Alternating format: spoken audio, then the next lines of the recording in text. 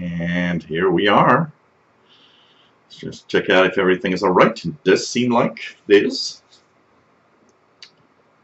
Hello everybody. And this is another shortwave radio show coming to you live. Okay. Just gonna check this out. This is okay. This is okay. Cool.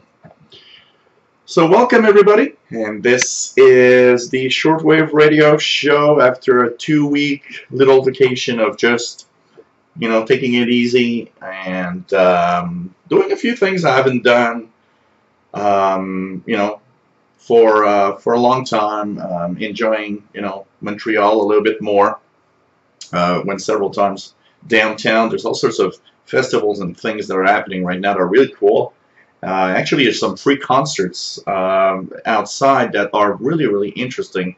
There's a French singer called Plastic Bertrand that is very well known here in Quebec because he's, of the French language. I saw his show. I did see also Village People. It was just funny. Village People had a free concert downtown here. So yeah, YMCA and everything. Then on July 29th, there's July 30th or 29th, it's next week anyway, there's Cool in the Game, free concert downtown Montreal. So it's like, these are kind of cool shows that I've never seen, but they're kind of groups that you've heard all of their music, of course. So enjoying Montreal, enjoying the free concerts and everything. So this is the Shortwave Radio Show. We are live from Montreal, Quebec, Canada. This show is every week, and of course we alternate between Fridays and Saturdays, but this is going to change. In August, I will eventually have every Friday at 2000 UT and one Saturday every 2 weeks. So I think this is going to be fun. We're kind of having a little more output of live shows. And then I think it's going to be interesting. I am at the moment thinking of a specific format for the Friday show because one of the things that happens is, with a weekly show, it's not too bad. You gather up things that you want to talk about and everything. But when you get a weekly show, plus 1 out of 2 weeks there will be 2 shows, that means really need to have some kind of format that's going to be interesting. So I'm thinking of a format for the Friday show that would have all sorts of, maybe divided into different types of information about shortwave, and I think that could be really, really cool. Anyways, we'll see as we go along, and of course I've got some suggestions from people. If you guys have any suggestion of what I could add or change or whatever during live shows, that you something you'd like to see maybe more of, or and so on. Of course, officialshortwaveradio@gmail.com is a great place where you can send me requests. You can also ask me to be added to my list that I send every time about an hour before the show. I send a little email to remind everybody that we're going to be live. So anyways, this is the Shortwave Radio Show, the place where we talk about radio, the place where we talk about shortwave mostly, but anything from like 0 to 30 megahertz, and I think it's going to be a lot of fun. Today's show is Q&A, so questions and answer. I've had a ton of little questions. During my 2 weeks, I received a gazillion emails with people. I get these emails every day of people asking me about, why this, why that, why not this, I don't understand that. So I took, these questions were all asked during the 2 weeks I was kind of taking a little time off. And so I will, of course, be answering these questions live because I think, usually when somebody asks a question, most of the time, a lot of people are asking themselves the same question. Sometimes people are a little, shy and they don't want to, ask the question in front of everybody because they're like, well, I'm going to people are going to say I'm dumb or something, and it's not the case. But you know, sometimes, and we got to understand once again, we've all been there to that newbie time where we didn't really know anything about shortwave, and I think you know that this place is a great place. People in the chat room are fantastic. I mean, I think if there is a place where you can ask any question, and that people are just happy, including myself, to answer them, is really here. This is the place for that. You know, there are other places on the web, but something that they know it all and don't really help the community. They just rant about others, and they just think that they know everything, and they it makes nothing worse than having somebody kind of make you feel dumb. I think these types of people are not interesting, So anyways, welcome everybody. On the IRC chat, we have SG2, East Nebraska. Hello there. 91 Fahrenheit. Hot with clouds. It was 100 Fahrenheit on Friday. Woo, that is hot. Here it's what, 20? We're at 26 Fahrenheit. 26 Celsius Fahrenheit. That would be cold. Celsius right now, so like around the 80s. We're in the 80s today. Very dry, and it's welcome because in the past week it was like very humid, and there's nothing like when it's so humid that you just go crazy. In the chat room, we're going to say hello to Nick Amendo from Romania, Mohamed Gadir, nice to have you here. Sean Fay, nice to have you here. Jay Watterson 69, hello there. Juan Amigo, hello. James Benson. Craig Yas, hello. Carol, nice to have you here. Patrick Manny, nice to have you on board. Justin Simon, hello there. KM4UBR, nice to have you here from Coastal Carolina. It's really nice. Michael Sauter, sorry. Michael Sauter, hello there. Dan805, hello. PA1SBM, nice to have you here. What do we have? Calvin29, hey, nice to have you here. Yeah, well, for the tech questions, one of the things that's hard with the tech questions, the tech stories, sorry, is the fact that because I take less tech jobs than I used to, there's not as many tech stories to talk about. But you know what? I'll think about it, because I mean, I had thousands and thousands and thousands of clients, and I had thousands of experiences and all sorts of things. That's kind of not always. Maybe it's not coming to mind, but it's like if I think about it a little more, I'll surely come up with some other tech stories of things that happened while I was. It's getting a little out of the subject, but here it's like anything goes. We talk about radio, we talk about all sorts of things. Hello there, Sky35 from Elk Grove, California. Nice to have you here. Dave Toth, nice to have you here from Niagara. Michael Palmqvist, nice to have you here. And TOT, nice to have you on board. And yeah, it's 2 weeks. It feels longer than 2 weeks for some reason. I don't know why. I have the impression I took like a month and a half, not 2 weeks. I don't know why. Paulo's Records, nice to have you here.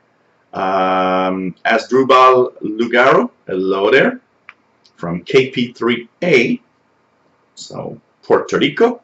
Miss Lady Catherine, nice to have you here. And Miss Lady Catherine, of course, kind of coming from the Windows side, but she needs her Gil fix, so nice to have you here. So, of course, Patrick Manny. Always a pleasure, by the way. PA1SBM says, hey, always a pleasure to be here. It's always a pleasure for me to do these also. I really, really love doing these shows. Luis Arevalo, how come you do not have a Grundig 750 or 800 satellite? You're almost every shortwave radio. It never came to a moment where I could purchase one. They are very beautiful receivers. And if I had the occasion and the money at a certain point, I would have probably bought one. I find them very, very attractive. They are beautiful in their design, and I would probably have had one. It's just, shortwave radios the way I purchase shortwave radios is very it's you know, of course there's a part of the shortwave radios that I've purchased that were shortwave radios I wanted to have because they are known to be good radios, and they, at a certain point, I needed a shortwave radio that I'd like to have, and they you know, it just, the stars were all placed in the correct position for me to purchase one. And part of the radios I've got is, I got money, let's spend it on a radio. So I have half of, I'd say more than half of my collection is, I got money, what radio should I buy now? And the other half is, okay, I really need that radio because it's a good one, and I want to have a good one for this or that reason.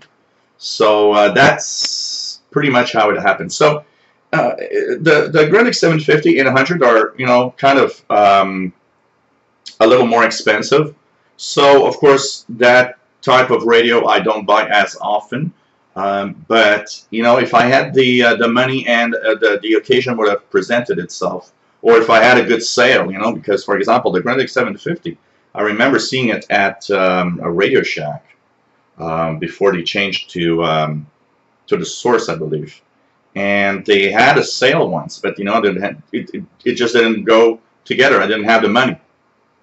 Of course, you know, money's kind of important today. You got to buy stuff with what we call money. Unfortunately, it doesn't grow on trees, and I have to work for it. So, but you know, maybe someday I'll get one. Maybe I'll get one secondhand.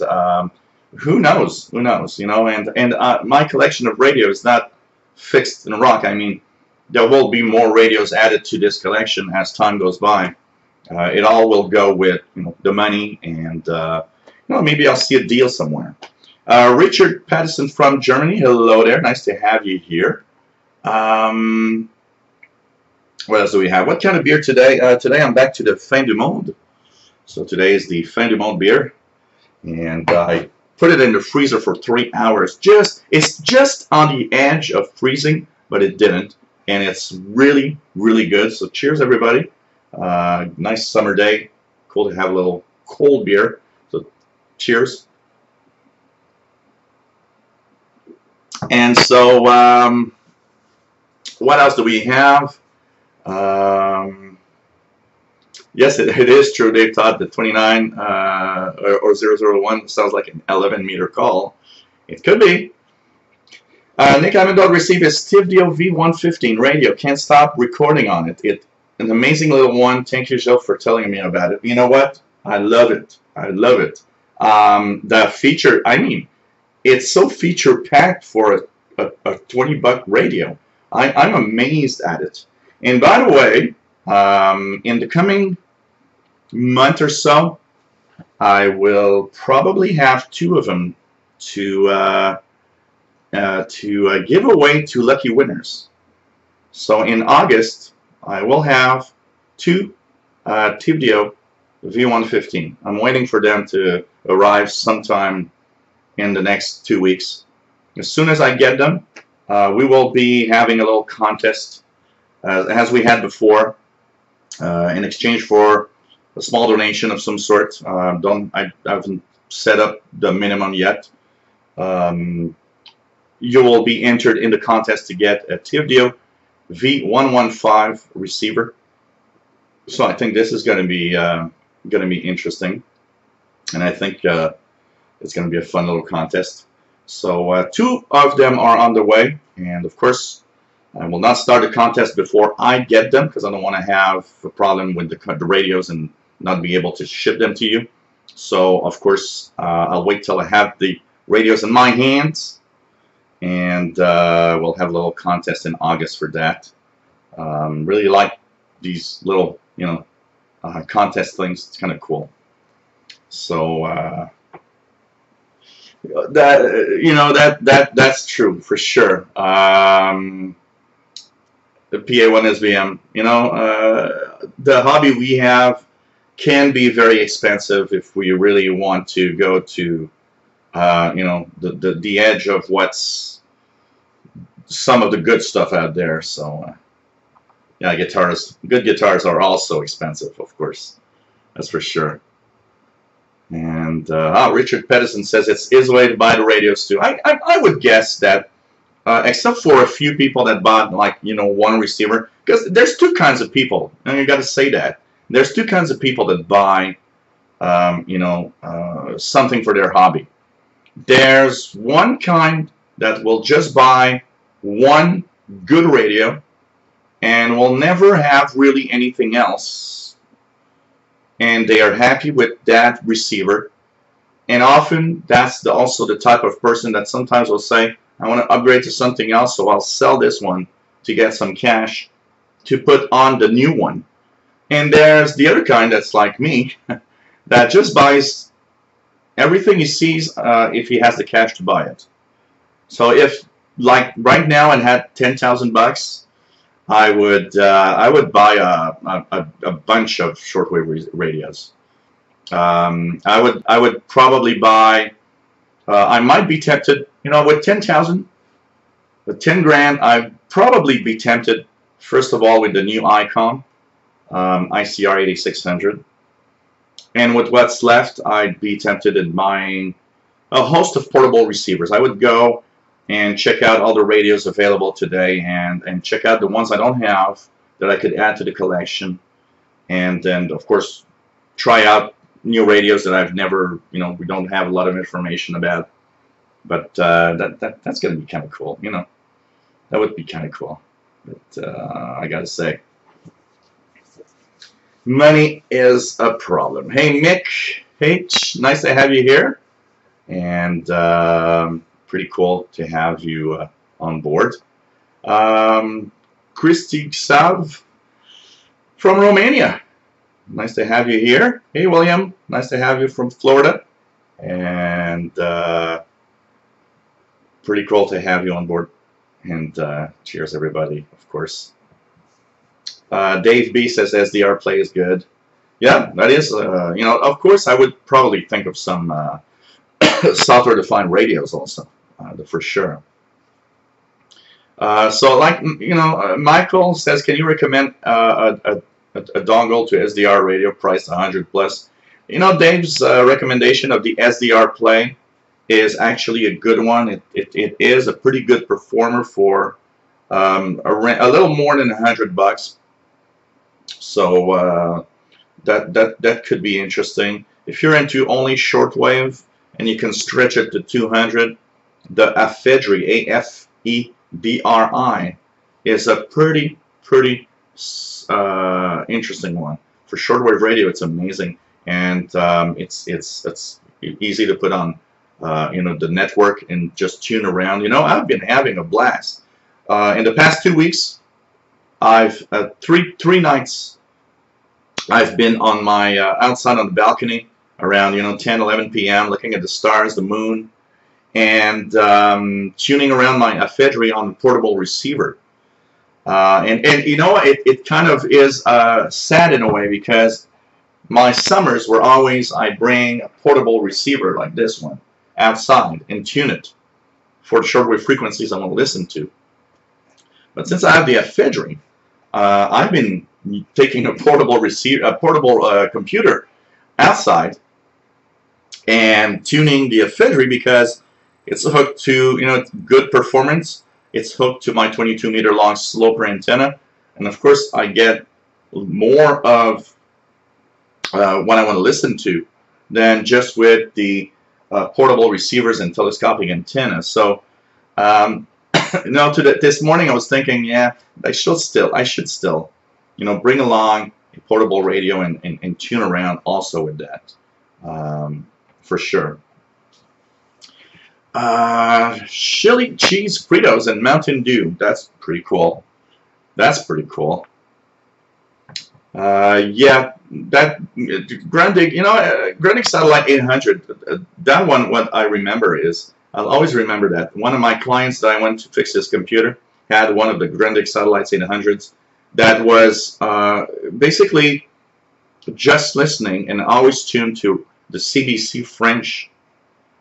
And I remember telling the guy, well, it has shortwave. You can listen to stations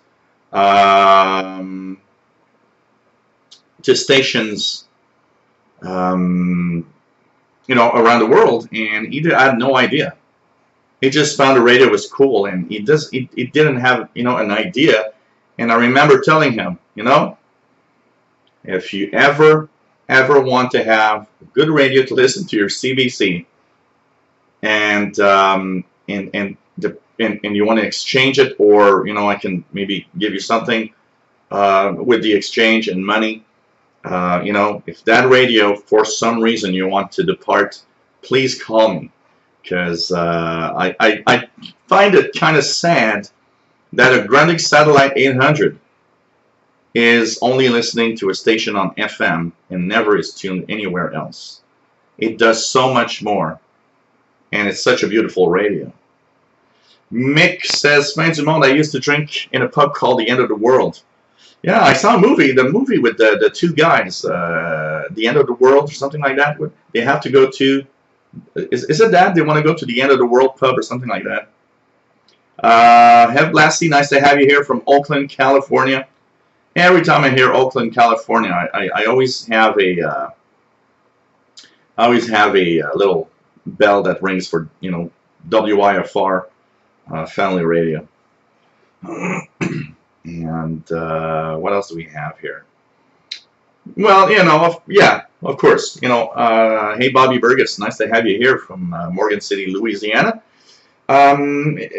Well, you know, pretty much all hobbies are expensive, especially if you want to go to the good stuff. You know, I think every hobby that you want to do something about, that's interesting, will get expensive at some point. So, nice to have everybody here.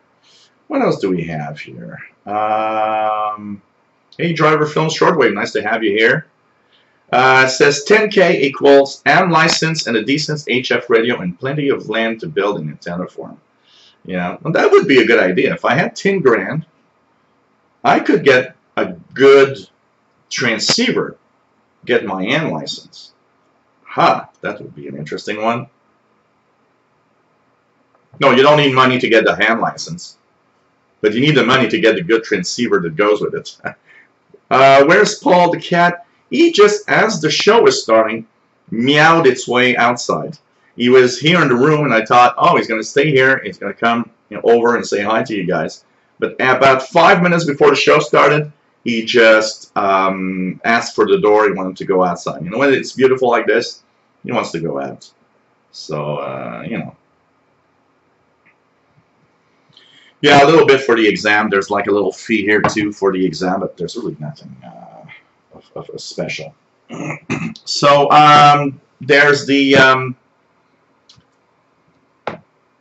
ephedry for the shortwave. That's amazing. That was not a dongle, though. It's a little box. It's, you know, maybe this big and this thick.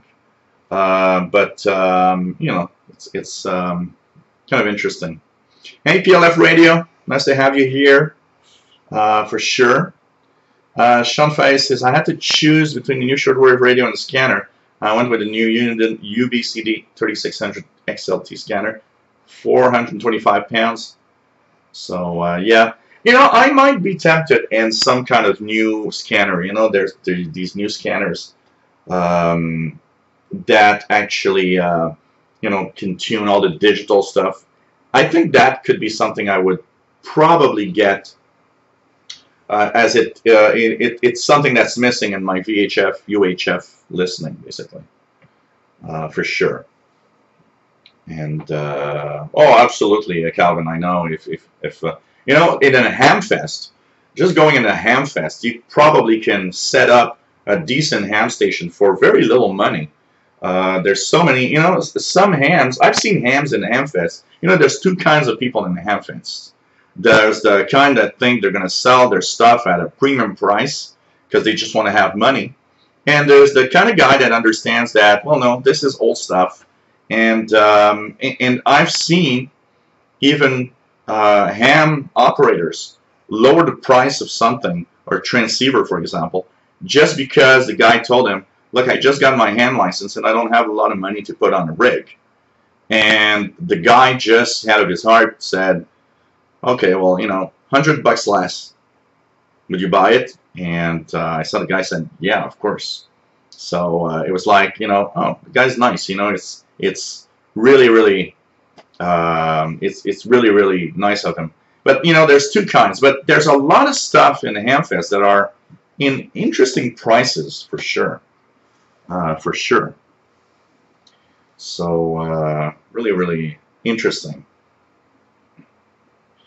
Driver Shortwave says, don't think I'd spend that much on my setup. Second-hand HF radio and power supply was an offer. You know, there's a lot you can do. It's easy to, you know, put a lot of money, but there's a lot we can do.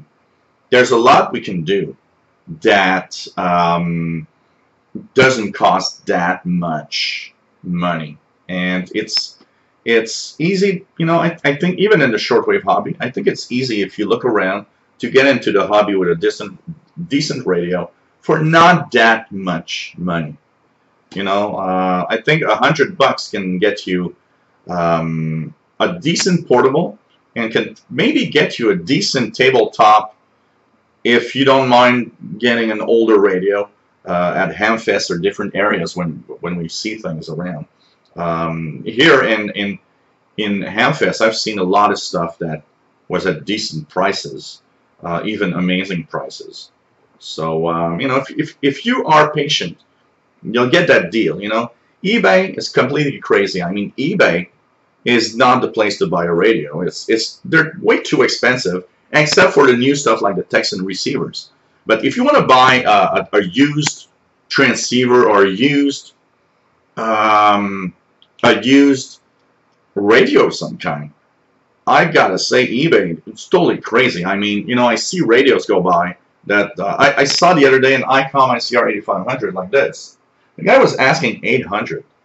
I'm sorry, but $800, but I would not pay $800 for that for a used radio. It's way too expensive. I wouldn't not pay $800 for a used ICOM on eBay necessarily. I find that kind of high price. Especially when the guy tells you, you know, I've got it for the past 10 years. Well, that's a 10-year-old radio. It ain't worth $800 after 10 years, you know. I don't know. Maybe it's me. So today, by the way, we have a selection of questions that we'll be answering from the past 2 weeks. And, you know, I think we're going to have a lot of fun. And, of course, if there are any questions, you can join in. There's a fantastic chat room, by the way, that you can, you know, participate. All you need is a Gmail account, which takes minutes to make, and there's tons of great people there. Dave B says $40, $50 for a used DX440, which is not a bad radio at all. So, you know, that's one thing you got to be careful for sure. Like PA1SBM says, it is possible to get something that might be broken. And there's not, you know, not everyone in a Hamfest, not everyone in a Hamfest is necessarily honest in what they do. So that's something also to think about. You know, if you buy a used receiver, testing it out is a must. I mean, I bought a Kenwood R5000 many years ago, and of course I tested it out. I asked the guy, I said, look, you gotta, it was in a box. I said to the guy, look, I'm gonna, you know, I want to buy it, but I'll have to test it before I give you the money. If I can't test it out before I give you the cash, forget about it.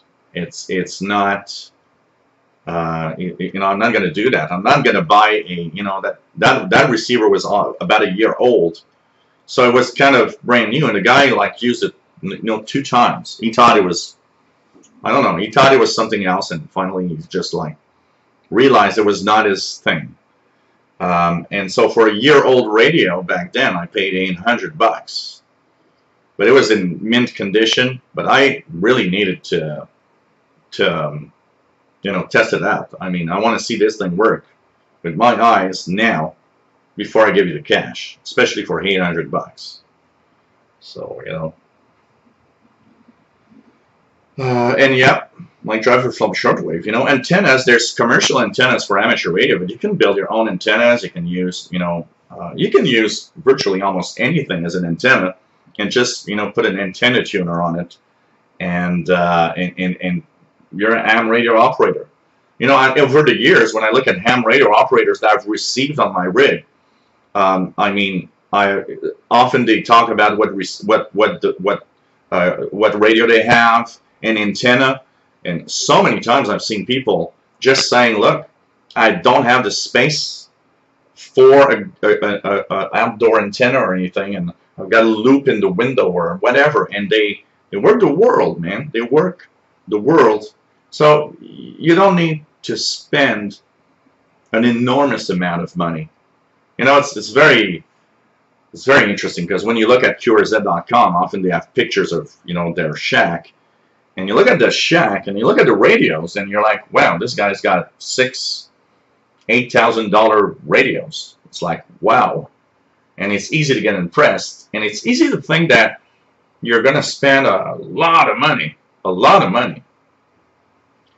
for ham radio. Well, if you've got it, yes, you can spend a lot of money. It's like just shortwave radio.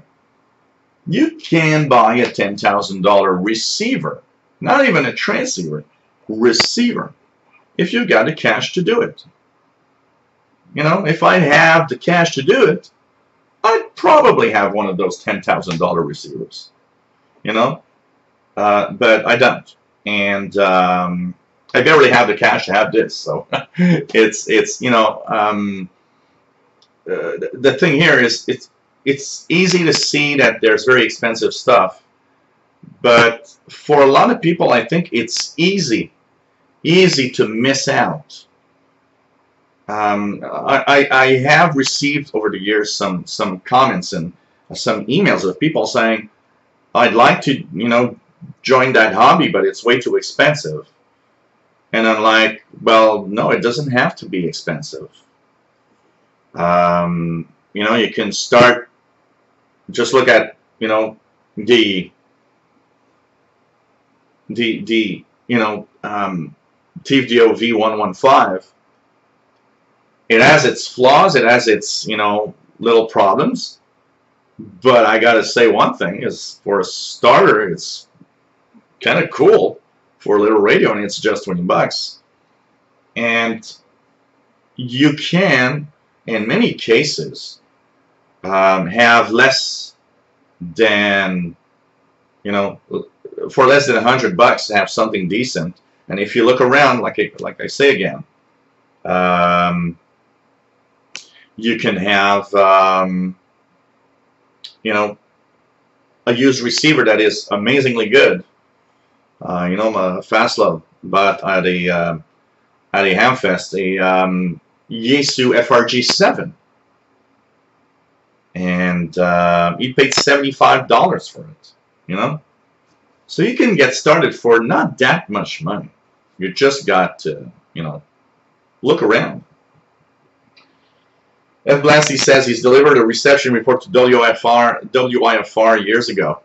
Hand delivered. Wow, that's that's kind of cool. I could have hand delivered a reception report to Radio Canada International if I wanted it. I've never done it, but I could have done it. I mean, Radio Canada International was like in the CBC office here in Montreal, which is, I don't know, half an hour from here, not even. So, Bobby Burgess did a reception report for the Voice of the Report of the Week and Shortwave Radiogram. Oh, this is cool. This is cool. I do have a EQSL from the Shortwave Radiogram, which I received. Randall Ramsey, hello there, says, go to estate sales. Got the Pro 2022 scanner, new for $2, and a Sangean ATS 803A for $5. There you go. The people who were hosting the estate sale did not know anything about the radio and didn't care. It's often the case, if you go somewhere where there's radios and people have no idea what they are, you can often get a good deal when they don't know what they are. for sure. Driver Film Shortwave says just completed an OCF dipole for 2 meters. I'm going to use it for portable work. Yeah, I like the ICR 9500. Yep. Dave B says you do better with a $1,200 Perseus. Yeah, probably. Probably. Hey, John M. Nice to have you here from South Florida. Going fine here. And yeah, that's a good question. Dave B says, anyone in broadcast band DXN? I like to go around the medium band, the AM medium wave band from time to time, and check out what stations I'm pulling in from, you know, the United States or other parts of Canada. It's one of those things that I like.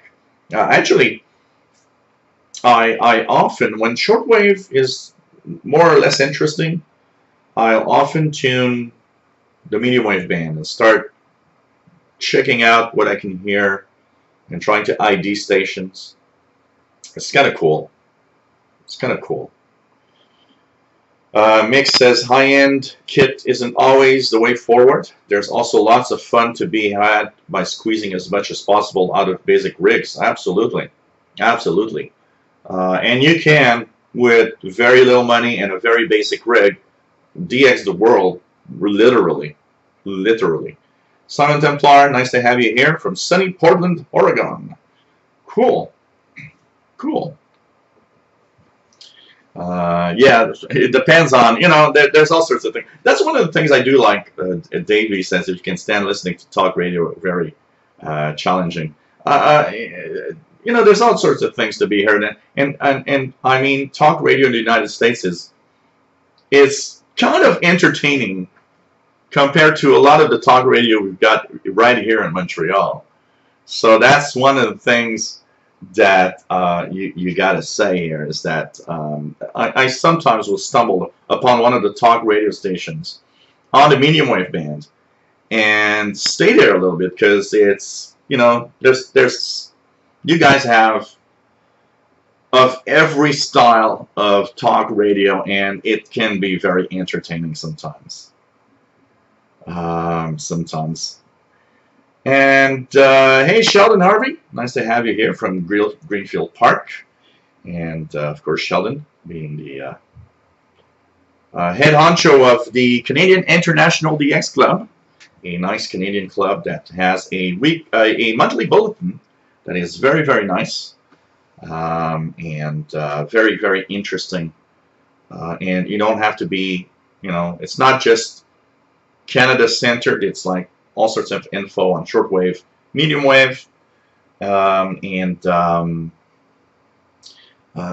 pirate radio, shortwave, you know, international broadcast bands. Everything is in there. Scanner radio, and lots of interesting talk of radio and stuff. It's a nice little bulletin from the Canadian International DX Club every month. And if you want to share, Sheldon, the email where you could get a sample copy of CIDX, and if you like it, it's very inexpensive. It's like, what, $10 a year, something like that. And you get not just a nice bulletin, but, you know, it's a club, so it's like a nice little place where all us radio fans are you know, gathered into a club. And, you know, it's interesting because a club like this, like everything that kind of brings people together. Like I always say, you know, shortwave and radio in general is a very solitary hobby. And that's why I like doing these things, because it brings out everybody, and we feel like a gang, we feel like we're all part of something. Which is very cool because, let's face it, we are pretty much extraterrestrials from another planet when you listen to shortwave. And that's pretty much how people look at you. Oh, man. Yeah, that is true that CRI Roundtable is kind of the talk radio of shortwave, as Donnie Driver Film Shortwave says. What else do we have? There's, you know, Dave, there's all sorts of things. I get one of the questions, by the way, that I have right now for people is that was asked is, I listen right now. I listen to winter. Seems I receive more stuff in winter than in summer. Each season has its prime time for shortwave listening. In the summer, what is probably the worst moment when we have these very long days is the midday portion, like from, say, about, 10 a.m. All the way up to maybe 3 p.m. There's kind of a dead zone of shortwave there. And in the summertime, it's worse. The sun is very high, ionization is different. So some frequencies I would propagate if you'd be in midwinter do not, even in the summer at these times. So it's kind of a dead zone of shortwave. And recently, I've been, sometimes, I have a few minutes. I tune around the shortwave bands at like 1 p.m. and notice how there's not a lot to listen to. But as the afternoon goes on, local time, you start getting slowly all these stations coming in, and you have more and more to listen to.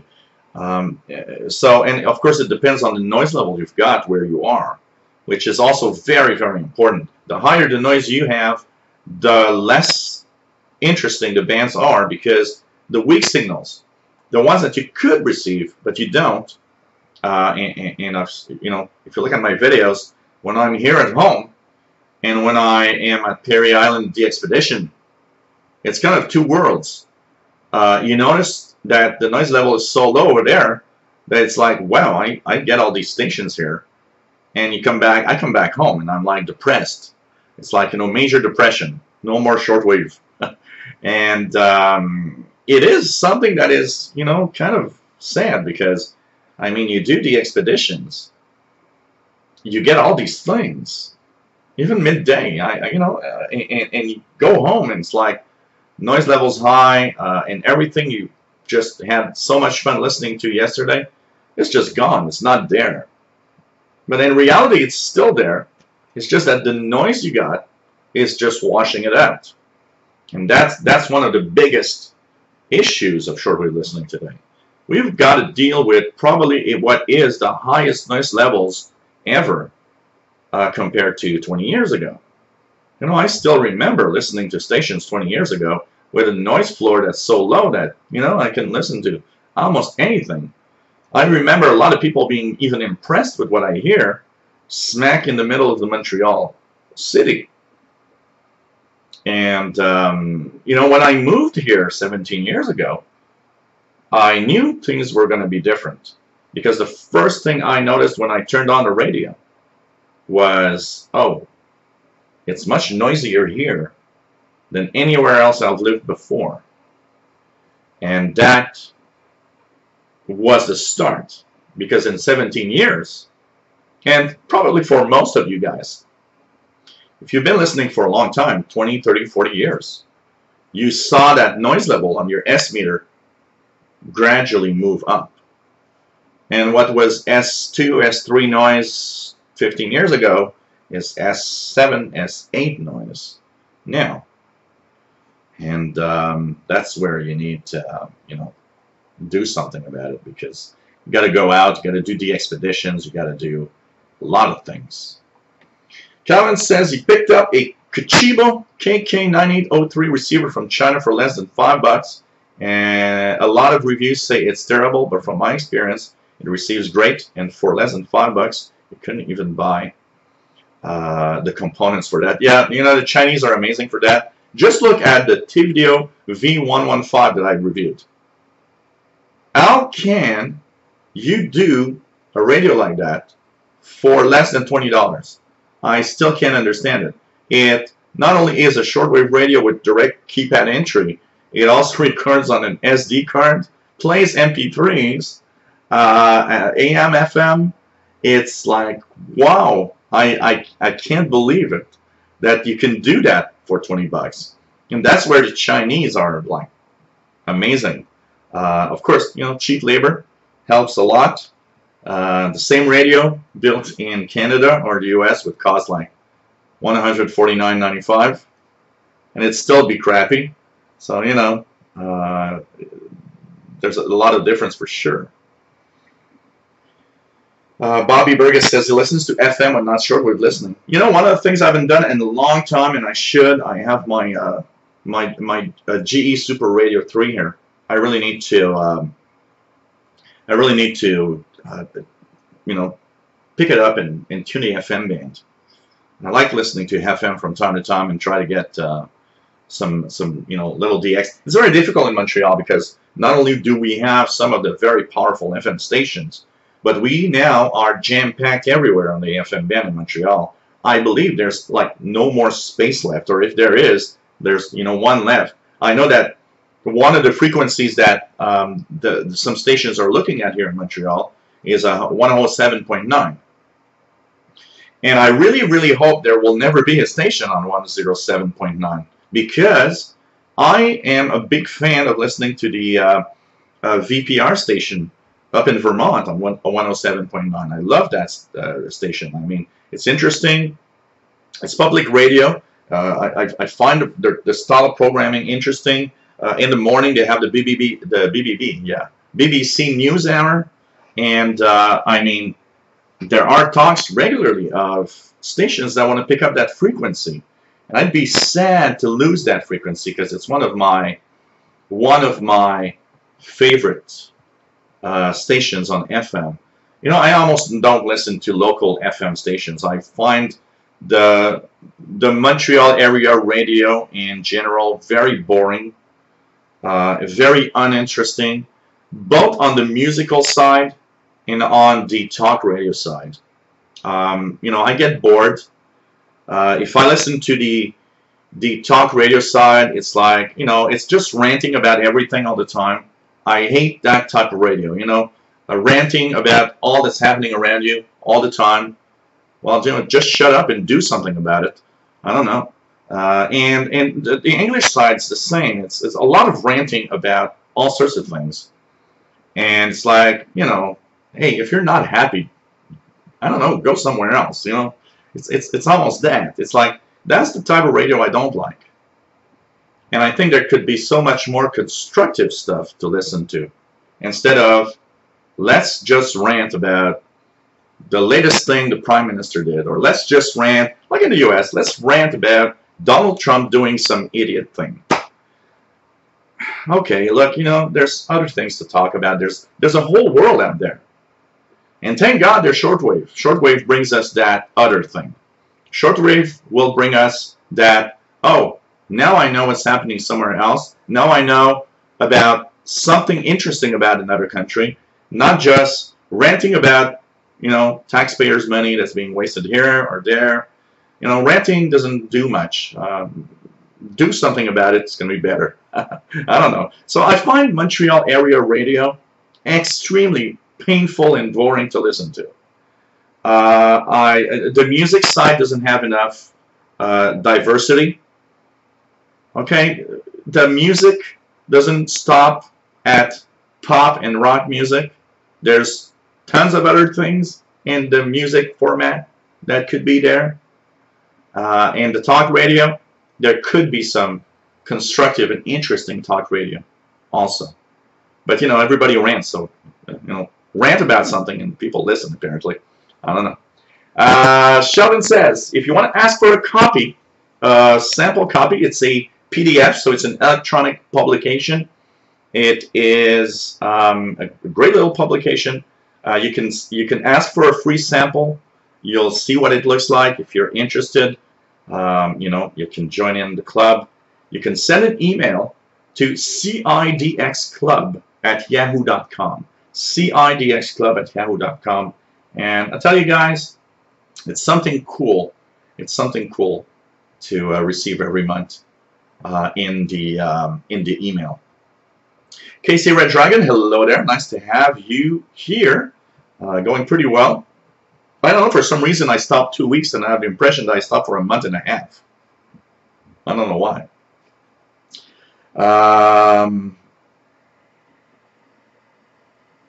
What else do we have here? Mark Williams, hello there. Great show. Looking for buying the Texan 2000. Any thoughts? Yeah, Texan 2000 is the equivalent of the, I believe it's what, the Grundig or Eton S350, if I'm not mistaken. 350, no, 750. Sorry, 750. And it seems to be a good radio. I know some people seem to say that it might overload a little too easily, but it's not that bad of a radio. It's actually a good one. So you know. So yeah, of course, I listened to Mighty KBC. I listened to the Mighty KBC last Saturday.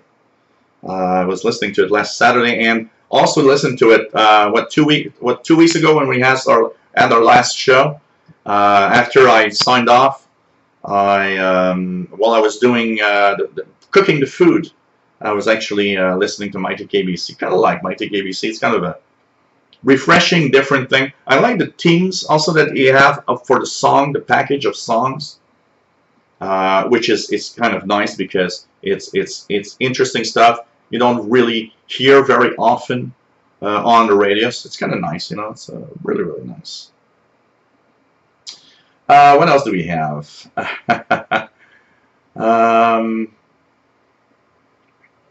Sorry, here I'm coming down the list slowly. Yeah, T.O., it's Mighty KBC. It's a shortwave radio station, which transmits only on Saturday evenings to North America, and they have a nice broadcast. Mighty KBC, as he says, has oldies, and they have also a minute of MFSK 32 digital mode, so it's really, really nice. So hey, 1R, nice to have you here. Really nice to have you here. Danny, Shortwave Radio DX, hello there, nice to have you on board from Yonkers, New York. Yeah, you know, GE Super Radio 3, I bought that at a Canadian Tire. They had a sale because it was like 99 bucks, and I thought, I don't want to pay 99 bucks for that thing. It is, after all, just an AM/FM radio. And once I went to Canadian Tire, and they had a sale, and it was, I believe, $59. And I thought, that's kind of my price range. So I bought it for 59 bucks. And I've been enjoying it. It's a nice little one. It's a nice radio for what it is. You know, it's an AM/FM. It doesn't have shortwave at all. But really, really nice. Calvin says if he buys any more radios, have to sneak an antenna tune into the shack coming on last week. Yeah, well, you know, sometimes you gotta pretend we're not buying anything, and you gotta hide the credit card bill after that. So let's check it out. Carol says Radio Vancouver in Arabic on 15.370. Let me just remove the power supply from the laptop. Not very strong, but it's there.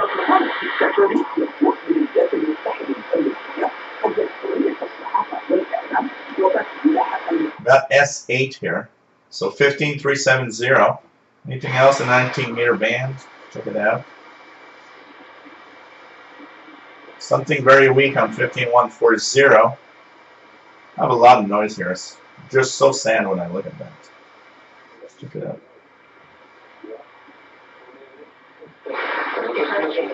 Radio Exterior de España, or Spanish National Radio. 15.520 in Spanish.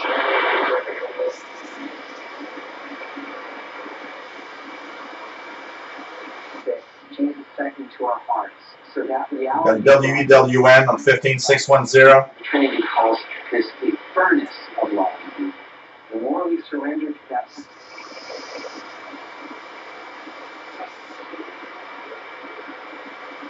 Something weak on 15.730. Dead in Christ, those who fall asleep in Jesus will rise first. And 15.825 WWCR. Shall be caught up together with him in the clouds to meet him. Meet the Lord. Amen. Let's meet the Lord on shortwave. Yeah, that's the kind of programming I really want to watch. or listen to. Hey everyone. And for those that have joined a little later and wonder what the hell are we talking about, this is a shortwave radio show. We are here every week, alternating Fridays, Saturdays, starting the week of August 8th. We will be every single Fridays at 2000 hours UTC, and every 2 weeks we'll have our Saturday show also, because Saturday is one of the times where there's the highest viewer count. It seems to be, you know, a lot of people don't work.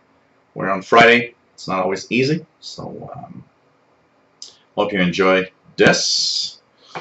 Dave Todd says, okay, you guys have Y108 out of Hamilton, Ontario. Now here it's the VPR. Here in Montreal, the VPR station, Vermont Public Radio, from Burlington, is packing a great signal here in Montreal, and I love listening to that station. There's a lot of very interesting programs, and it's interesting also because you know, when you're a Canadian, and I would guess it's the same for anybody that is, well, this beer almost exploded. Oh God! Ah! Okay, I guess this one went a little overboard on the. Look at that, guys. Okay, gotta clean my mess here. Okay, let me just I think there's something here. I'm just gonna clean it up. Sorry, guys, for a second. I mean, this place is gonna smell like beer. So okay, slowly doing it. I think this one froze because when it does that, it usually means it's frozen. So, anyways, thank God, almost fell on the laptop, but it's not too bad. So, anyways, what's nice about that? What's nice about the VPR station is also that, you know, they have a lot of American politics and American viewpoints of different things that, you know, like I was about to say before my beer exploded,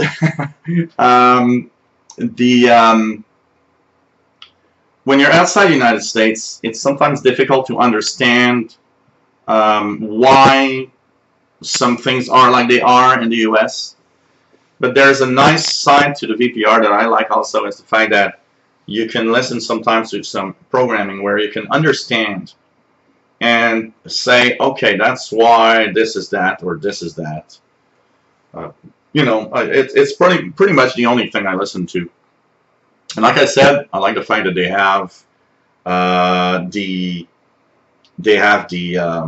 BBC News Hour in the morning here, 9 a.m. local time, which I find interesting to listen to. If I had the choice, I'd like to listen to it on shortwave, but BBC is not packing in that much of a great signal here on the East Coast, especially with the high noise I've got. PLF Radio says, okay, wait, Jim Kaysen, hello there, nice to have you here. About a prime example of a JRC NRD525, fixing up my power antenna this afternoon. This is a great radio. The JRC receivers are amazing. That was one. You know, I remember when I got my Kenwood R5000 back in 1990. My second choice probably was the JRC NRD525 or something like that. It was one of the GRCs, anyways. Was kind of my second choice of it, but they were more expensive.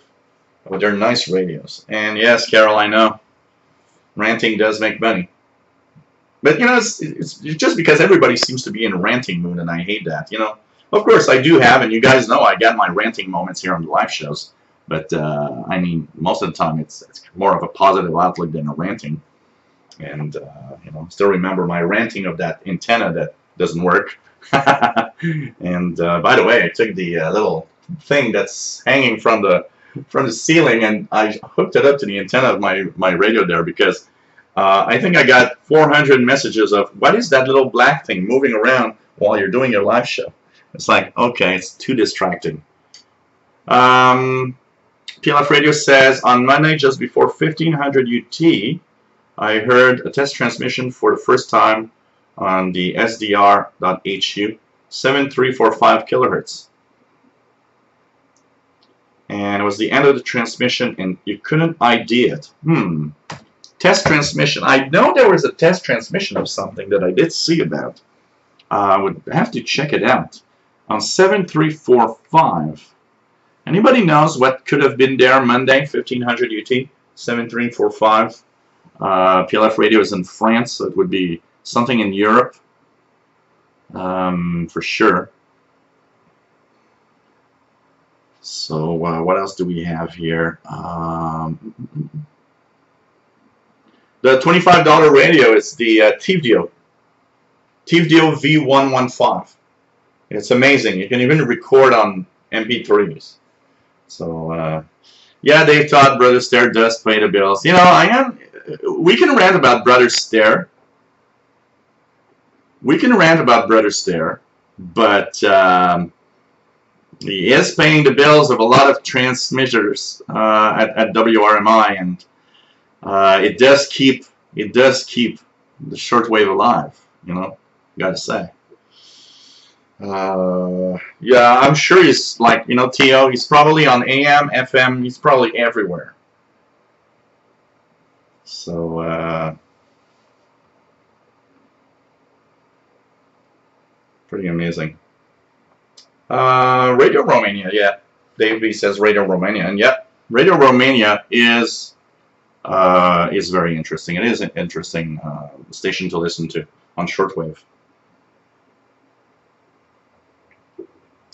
So we're at the 1 hour mark of our show, and of course we have we are on the shortwave radio show. Of course, we are here every week, and we talk about radio, answer questions, and general talk about all the things about shortwave. Hey, M. Blair, nice to have you here. Pretty cool. Pretty cool. Somebody make a GIF.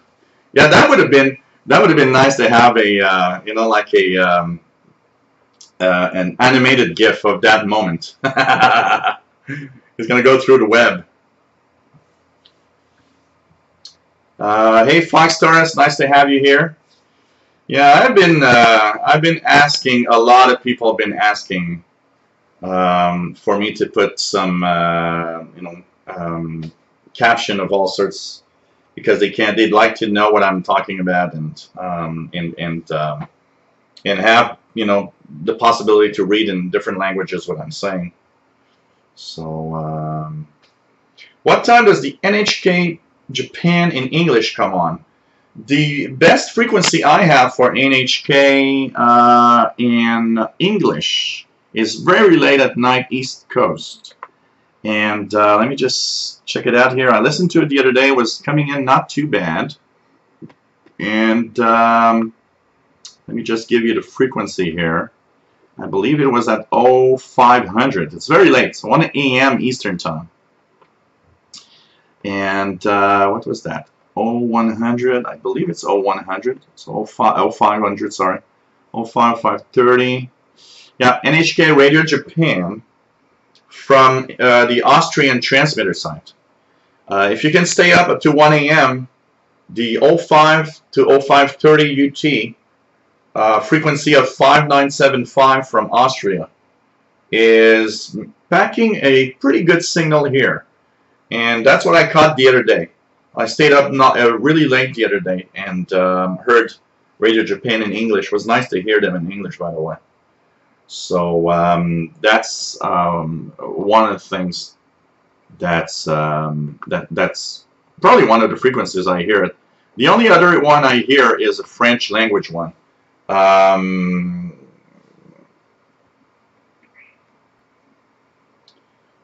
So you know, the French one is not too bad, but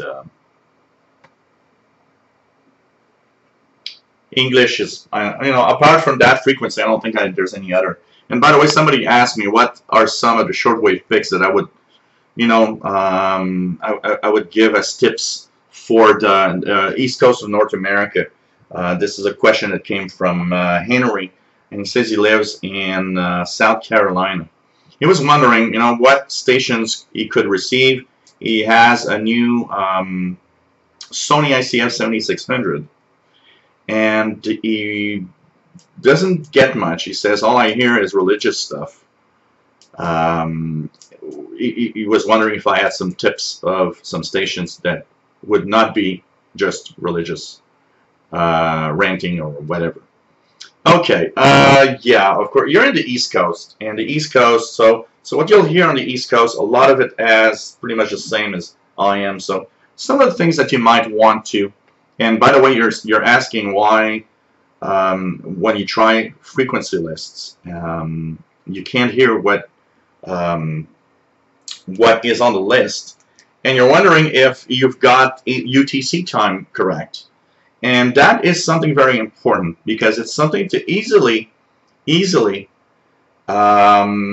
know, mess up. If you don't understand what UTC time it is when you're listening, it makes it very difficult to listen to shortwave. So you're in the East Coast, so we're on the same time zone. South Carolina, Montreal is on the Eastern time zone. And we are in the summer right now, 4 hours behind UTC. So that means right now it's 5:05 p.m. Well, 5:05 p.m. means that it's, and you got to remember that UTC is a 24-hour clock. You know, it doesn't have AM, PM. So in reality, you know, here in Canada, it's kind of easier because in French, especially here in French, you know, I don't say it's 5 p.m. I say it's, you know, 17:05. I'm used to already that 24-hour thing. So it's 2100 hours UTC. It's 9:05 p.m. UTC, but we don't say 9:05 p.m. UTC. We say 21:05 UTC or 21:06 now. So 4 hours difference. So you gotta really make sure you actually know that you're listening. So 0-100 UT for the East Coast of North America is equal in the summer. And it's very important because that's another screw up for shortwave in general. People don't understand that, yeah, UTC always stays the same. But we do have summer and winter time differences. So in the summer, we're 4 hours, but in the winter, we're 5 hours difference from UTC. So in the summertime, 8 p.m. local is equivalent to 0-100 UTC on the shortwave lists when you look at stations. In the wintertime, it's 7 p.m. because we're 5 hours behind. Now, one of the things you also got to understand is that on any shortwave lists, there are, you know, all sorts of letters, all sorts of indications of things. One of them is target area. You got to understand that stations tend to broadcast for certain target areas, and you might not receive everything you see in the list. You might not receive when it's sent to a specific target area. You might not receive certain frequencies at certain times of day also. So it's getting used to it. My picks, okay, that are easy for anybody that is on the East Coast, you know, like you want to listen to some shortwave stuff tonight. One of the easy stations to get on the East Coast, 0-100 hours UT. That's 8 p.m. Eastern. You'll get Radio Romania. 73-75 kilohertz, 97-30 kilohertz. You can try both. There's probably going to be one that's going to be better than the other, or they might actually be equal. Depends on, you know, a lot of propagation, solar flux. There's a lot of things that impact shortwave propagation. So Radio Romania, 7375 or 9730. They have a 1 hour English every day at 0-100 hours UTC. 0-100 hours UTC, you might try China Radio International. They are broadcasting from Albania transmitter site. 6020 is an amazingly strong frequency. It rarely doesn't propagate well here. 6020 is a very, very good one. The second one they have, there's 9570 kilohertz, I believe. Or 9580. I'm trying to remember. I think it's 9570. But 6020 is amazingly good. So you can try that. You're a little close to the transmitter site, but it doesn't hurt to try Voice of Vietnam. You have a 30-minute show at 0-100 and at 0-100, and it is broadcast from WHRI transmitter site. But because you're in South Carolina, you're very close. You're quite close to that transmitter site. So the transmitter site, I believe, from WHRI is in Indiana. So because you're close, it might not work all the time, or might not work well. Here it doesn't give us a very good signal in general. For some reason, Voice of Vietnam has kind of stopped broadcasting to North America. They're broadcasting more towards like Central South America. But you know, when propagation's not too bad, I sometimes pick them up. 7315, both at 0-100, 0-100. So these are a few picks that I would give. Radio Havana, Cuba. When their audio is good, because one of the biggest problems with Cuba right now, the audio isn't always very, very good. And sometimes it's difficult to actually listen to Radio Havana, Cuba because of the bad audio. They're all evening, all starting at, I believe, 0 or 0-100 UT. You will hear Radio Havana, Cuba. They have a 1-hour program that repeats itself every hours up to, I think, 0-500 on 6,000 kilohertz, 6000. So these are some of the things you can listen to. That's kind of interesting. Not to, also one of the things that's very interesting, there's a lot of interesting relays coming out of WRMI. WRMI on 11580 has become one of my favorite frequencies in the evening. Usually, but it depends on the day, because they have different programs and different days, and that makes it a little complicated to sometimes understand when I can listen to that type of transmission or so on. So one of the things that you need to know is that you'll have to tune in, but there's radios. There's Radio Ukraine 2330 UTC 11580. There's Radio Slovakia at 030 UTC 11580. Again, this is relays from WRMI that is located in Florida. The transmitter site is in Okeechobee, Florida. They have all sorts, depending on the day you listen to, of different programmings. PCJ Radio. They have airings of World of Radio from Glenn Hauser and Excellent DX program. And depending, there's even Radio Prague. So tune in regularly to 11580. It's one of the good frequencies that has a lot of stuff. A lot of stuff. So, Spiral Cosmos Art. Nice to have you here. Says the TVDO V115. Cute little budget traveling thing. I bought it for MP3 playing and SD card for podcast. Thanks for the recommendation. It is an amazing little radio for price. You know, I mean, for 20 bucks, you can't complain. You can't complain. Yep, SDR plate dropped the price. That's true. The SDR plate dropped the price for the RSP1 to $99.95, which makes it a good receiver. So PLF says he received it on SDR at HU and in a receiver that was in Switzerland. I saw something about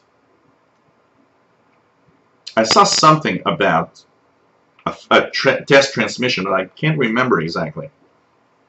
They'd be on 15370. It's Radio Havana, Cuba, and it was in Arabic. I don't know if it's still in Arabic. I think we're past the hour now.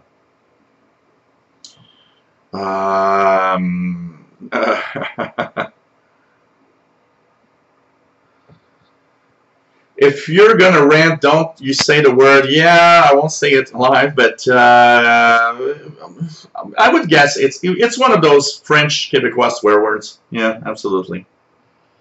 You know, when something is really not great. Sheldon says Are you getting a hit on 15372.7? Tried to tune 37, but it's okay, but I'm getting a whistle. Huh. I'm going to try it again, Sheldon. Might be a local. I definitely don't have a hit at all here.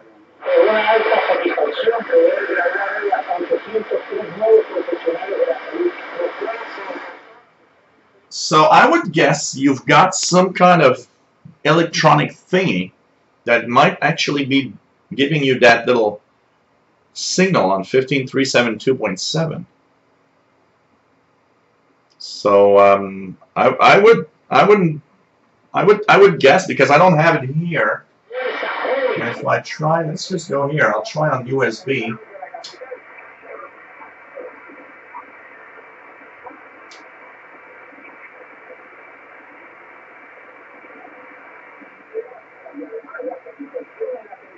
La atención médica en las instituciones de salud. ¿Considera usted que con esta grabación puede también fortalecerse cada vez más los logros de la medicina de Cuba, no solamente en Now they're back in Spanish. 15370 is Radio Havana, Cuba in Spanish. 79 profesionales que se graduan de 21 países, algo muy significativo de trabajo en medicina. So maybe it's a local interference you've got. Hey there, John Young. Says shortwave listening can be hazardous to your mental health if you listen to stare too much. Yeah. It's when he starts ranting at Glenn Hauser, and Glenn Hauser replies back. I don't know. It's like, okay. Which question, Bobby? I don't know if. Oh, yeah, Bobby, the NHK Japan. If you stay up late, try the 0500 hours UTC time slot. That's 1 a.m. local time, and you'll hear the Western Europe English transmission quite well here. I've heard it a few times, but you got to stay up late. So that's 1 a.m. local time here on the East Coast. But 050530 NHK Radio Japan is on 5975, and they're transmitting from Austria. So 5975 at 0500 UTC. X80DXer, nice to have you on board, Keegan in Northwest Arkansas. 99 Fahrenheit. Whoa, that's too hot for me. That's way too hot for me. So, yep. Exactly what Carol has shared. For sure. Yeah, I gotta say the WWCR survivalist stuff with Alex Jones and everything. I'm not a I'm not the kind of guy that believes in all of these conspiracy theories of everything. But you gotta say sometimes it's a little entertaining. So it's kind of interesting.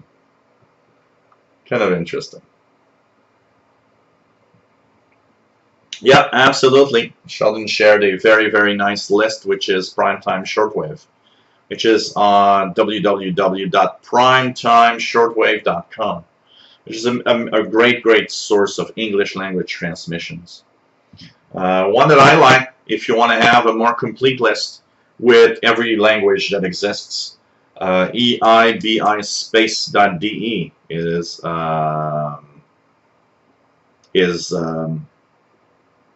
nice to have. There's different. Everybody has its source. I don't know if it's because I'm a tech guy. I like lists, so EIBISpace.de is nice. But shortwave.am or short-wave.info, they're all great places to get shortwave schedules. Judson Simon, no, the Sony 7600 I believe is not too bad. I know that the Sony 2010 suffered a lot from the field effect transistor that actually kind of dies, and then your radio gets deaf. I remember when it came out, the Sony 2010.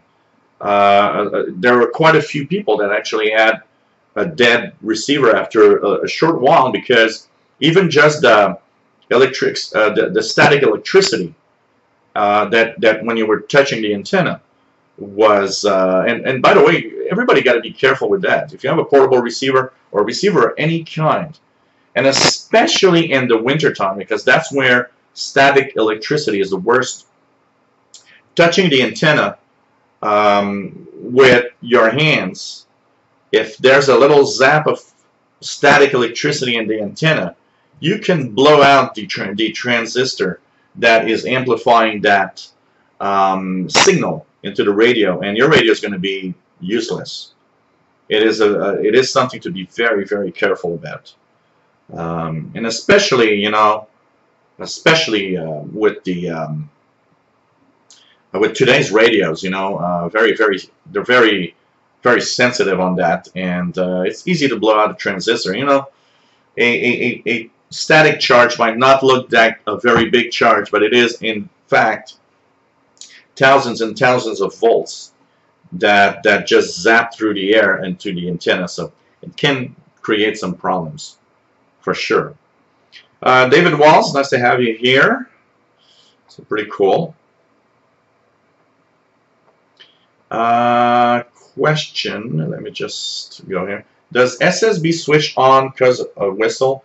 No, actually, Judson, and that's something that a lot of people ask me sometimes. So, okay, Sheldon had a whistle on 15372.7.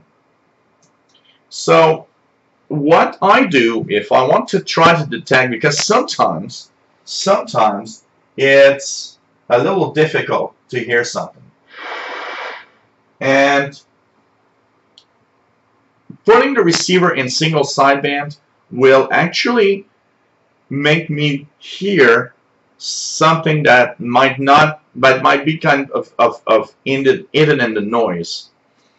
Single sideband is a way to try to hear something that might be on a specific frequency. So, for example, he had a pterodine, which is a kind of a whistle because of the difference in frequencies. So I put my receiver in upper sideband because I thought if I don't hear it, maybe in upper sideband I could hear something when I get closer to that frequency. And maybe it's just because it's in the noise for me, and that's why I don't hear it. But there doesn't seem to be nothing at all.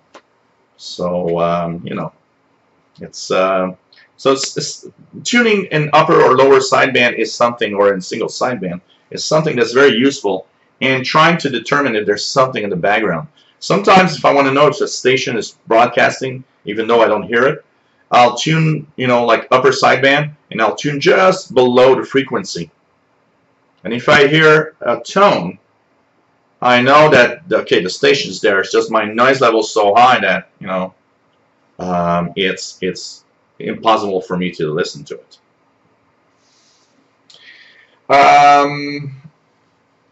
Spiral Cosmos Art says, how bad the Chinese jamming? You know what? I don't hear that much these days.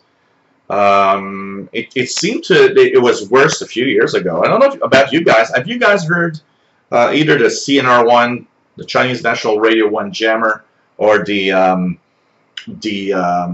what's the other one?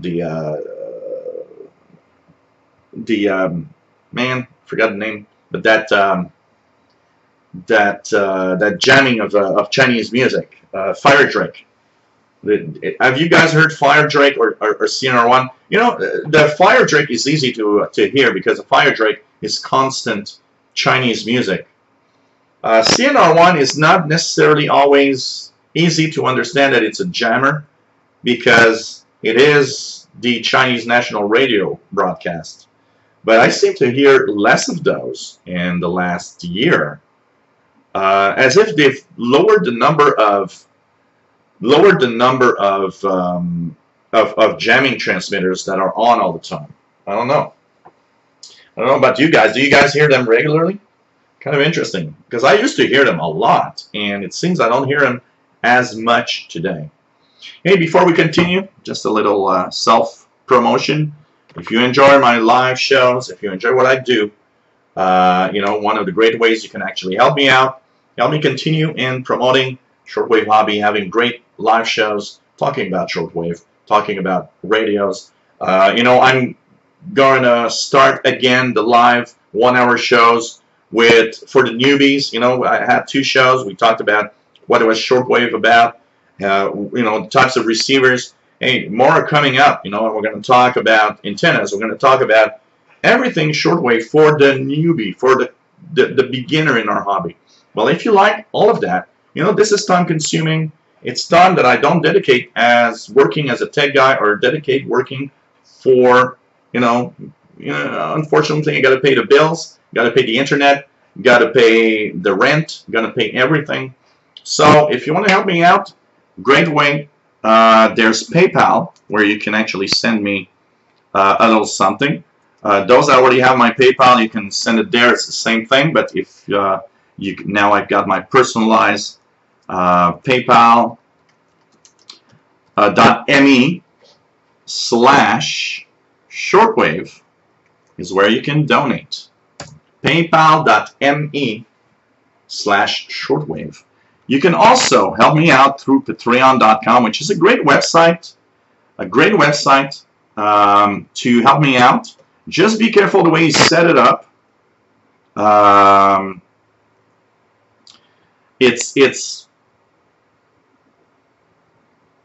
You know, you can set it up in different ways. You can send me a one-time donation. You can set it up with regular donations every month. Just be careful. If somebody is a little mad because he didn't look at all the options and they tried to get $1,000 off his credit card. So be careful just to make sure that you don't, you know, do it wrong. Look at all options. Of course, I look at the options of everybody so that, you know, you don't get any wrong things happening. But Patreon.com/radio and computers. Another great place where you can actually send me a little something. You know, it helps me tremendously. I like to say it regularly because it is very important. If there would not have been donations to compensate the loss of AdSense revenue because it's getting worse and crappier by the year and by the month, I might not be able to be here. Not because I don't want to be here, because I have to work more to compensate for the loss of revenue. A lot of people, you know, I get people sometimes saying, well, you know, isn't YouTube paying you? Isn't, you know what? This, I've kind of decided to dedicate this as kind of my main job. So, you know, that means I got to have a revenue off of what I'm doing, because if I can't continue on. It's not because I don't want to. It's just because, unfortunately, you know, we got to work for everything we buy, everything we do in life. And so, you know, I've started asking for donations a little more than a year and a half ago. And a lot of you have been, you know, coming through, and I want to thank all of you. It's very, very, very welcome. And it is very important because it is something that keeps me going. And if you enjoy what I do, if you like what I do, you know, it's a great way to help me out here and continue everything that I do. And I want to thank everybody that have donated already. It's really cool, and hope you enjoy the shows. Hey, you're watching the Shortwave Radio Show. We're at the 1 hour and 30 minutes, almost an hour and 27-minute mark. Hope you enjoyed the show today. We have questions. We have all sorts of information of shortwave. We'll talk more about that. So we'll answer a few questions. I'm coming to the questions now because we've got some questions to answer today. Radio. Hey, Carlos M. Alvarado. Best shortwave radio under $100. Texan PL380 is a great one. Doesn't have single sideband, although you can have a Texan PL600 that will be great. Has single sideband, so you get to listen to pretty much every type of signal. That one's around the $70 to $80 range on eBay. You can also look, I believe Amazon has a few Texans that you can check for. The PL380 is amazing, but it doesn't have single sideband. And if it's your main radio, you know, your first radio should be, there's two things that you will have in the first radio. the first time you buy a shortwave radio, depending on the budget you have, like you say you got under 100, that means you're probably good to go up to close to 100. You better buy off immediately something that has every capability, including single sideband, from the start. So you'll have already a good radio, like the Texan PL600.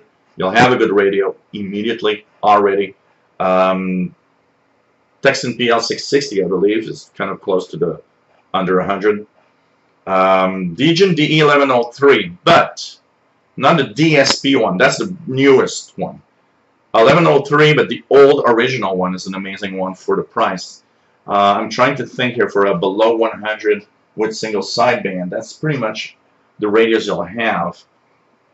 And if you want to spend really less money, because you don't, you know, say less than 50, then no single sideband. You'll have the Texan PL380, amazing little receiver for that price, for sure. Of course, you can talk below 100 at the CountyCom GP5 SSB. Nice little radio. The only drawback is the lack of keypad entry. If it had a keypad entry, it would be one of the top radios, I would say, for below 100. It's amazing. It has single sideband. It's the same, by the way, as the Texan PL365. So, you know. So anyways, I think there's a lot of little radios like that that would be pretty cool. And if you don't require, if you want to listen just to international broadcasts, Texan PL380 is a nice receiver for below, you know, it's below $50, so it's pretty cool. PL310, Texan PL310 ET is another one, exactly. So there's some great suggestions here already, and it's really nice. What else do we have here?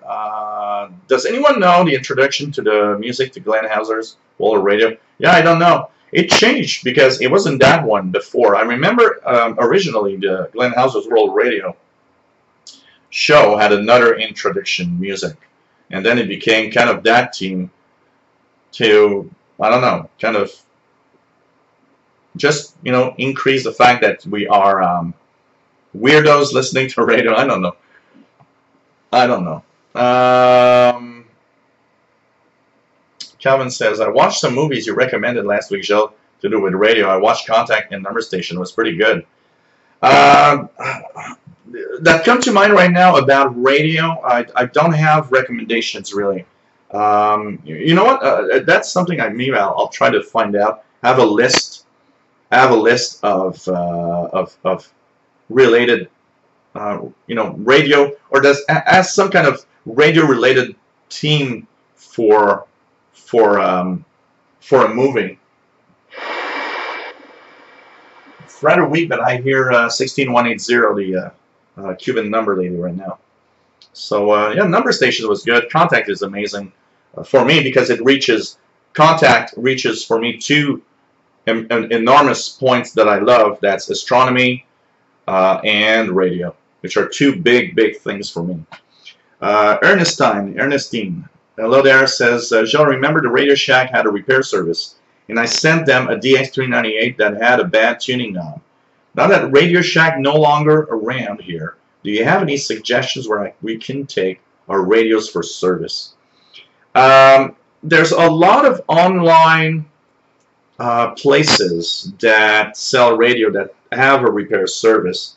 In Canada, Radio World in Toronto will repair receivers. Or one thing that you can always check for, any receiver you've got, if the company still exists, you can drop them an email and say, look, I'm located here.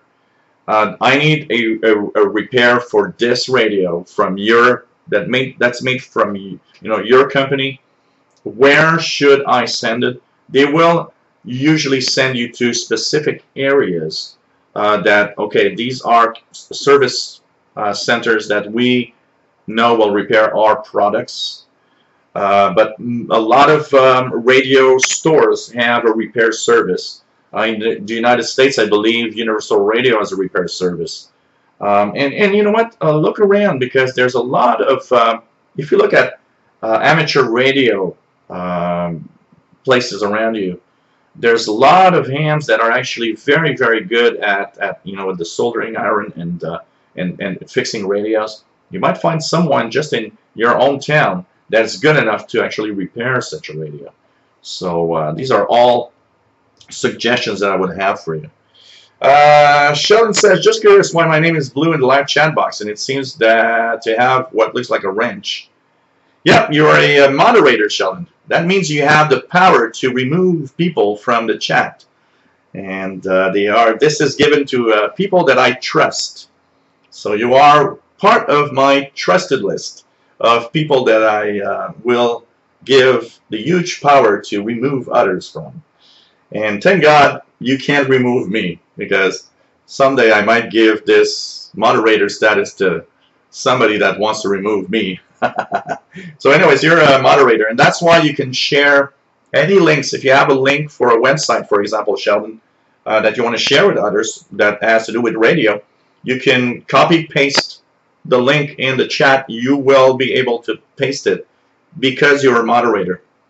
So I believe I gave you moderator status also because you wanted to share a link I think the first time that you came into the chat room.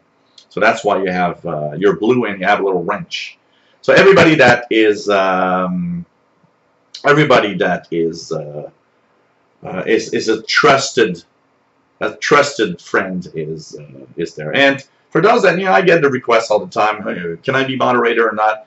You just have to show me that you're, you know, trustworthy. That means, you know, come to my shows regularly and participate. And you know, when I spot that you're a good guy, I just give you the you know, the moderator status.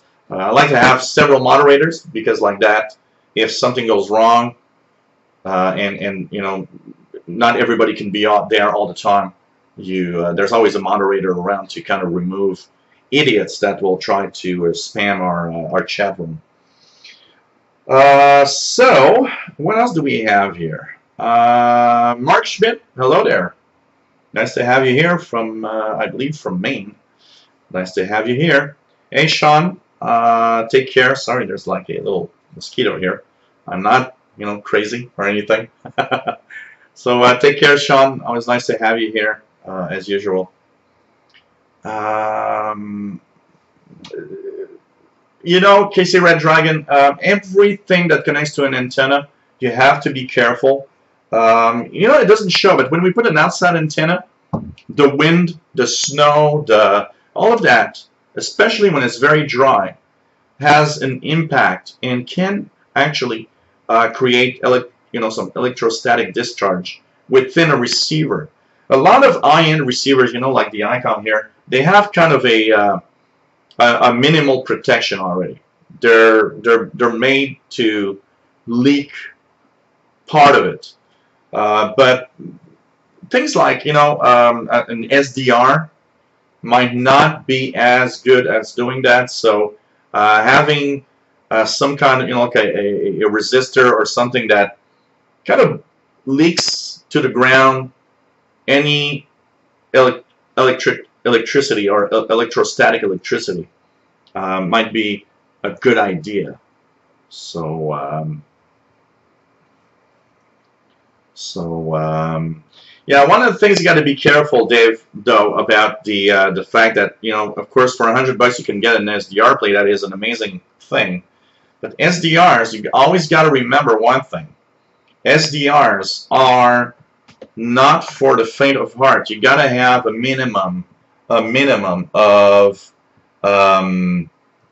computer knowledge. It's very, very important there. A minimum of computer knowledge is required, because they're not that easy to set up. You know, the ephedra, even I as a tech guy, the ephedra, I had to tweak a lot. I mean, the setup, the way it's done, doesn't work for my setup here. You got to know things. You got to understand it. You know, for a lot of SDR, you got to install a special driver, or you got to do this, you got to tweak, you got to understand how to use the software. Sometimes there's offsets. So yes, they are amazing, but that's something that you've got to just think about. But if you're computer savvy, or if you're a tech enthusiast, if you love computers, well, you know, an SDR is a fun thing because you'll have the pleasure of playing with radios and computers at the same time, which is fun, for sure. Yeah, that's something I'm looking forward to eventually having, Judson. Some kind of t-shirts, shortwave t-shirts, and even coffee mugs, and why not beer pints, for sure. Southern Illinois, son, nice to have you here. So yes, I am going to be at Perry Island. You know what? I might be there. I'm thinking of trying to be there next week. I'm looking at the days. You know, next week is one of the last weeks that I'll be really free, because starting the week of August 8th, I'm going to restart all my live shows, including the Windows one. So live shows will be on Tuesdays, Thursdays, Fridays, and one Saturday out of 2. Next week is kind of one of the last weeks where I'll just have a lot of time free. So next week is a possibility. I'm going to look at the weather, because I know there's supposed to be rain on, I think it's Monday or Tuesday. But if I can find a day that I'm free that has sunshine, that's one of them. One of the things I'd like to do also in the next month is a Perry Island live show directly from Perry Island by using my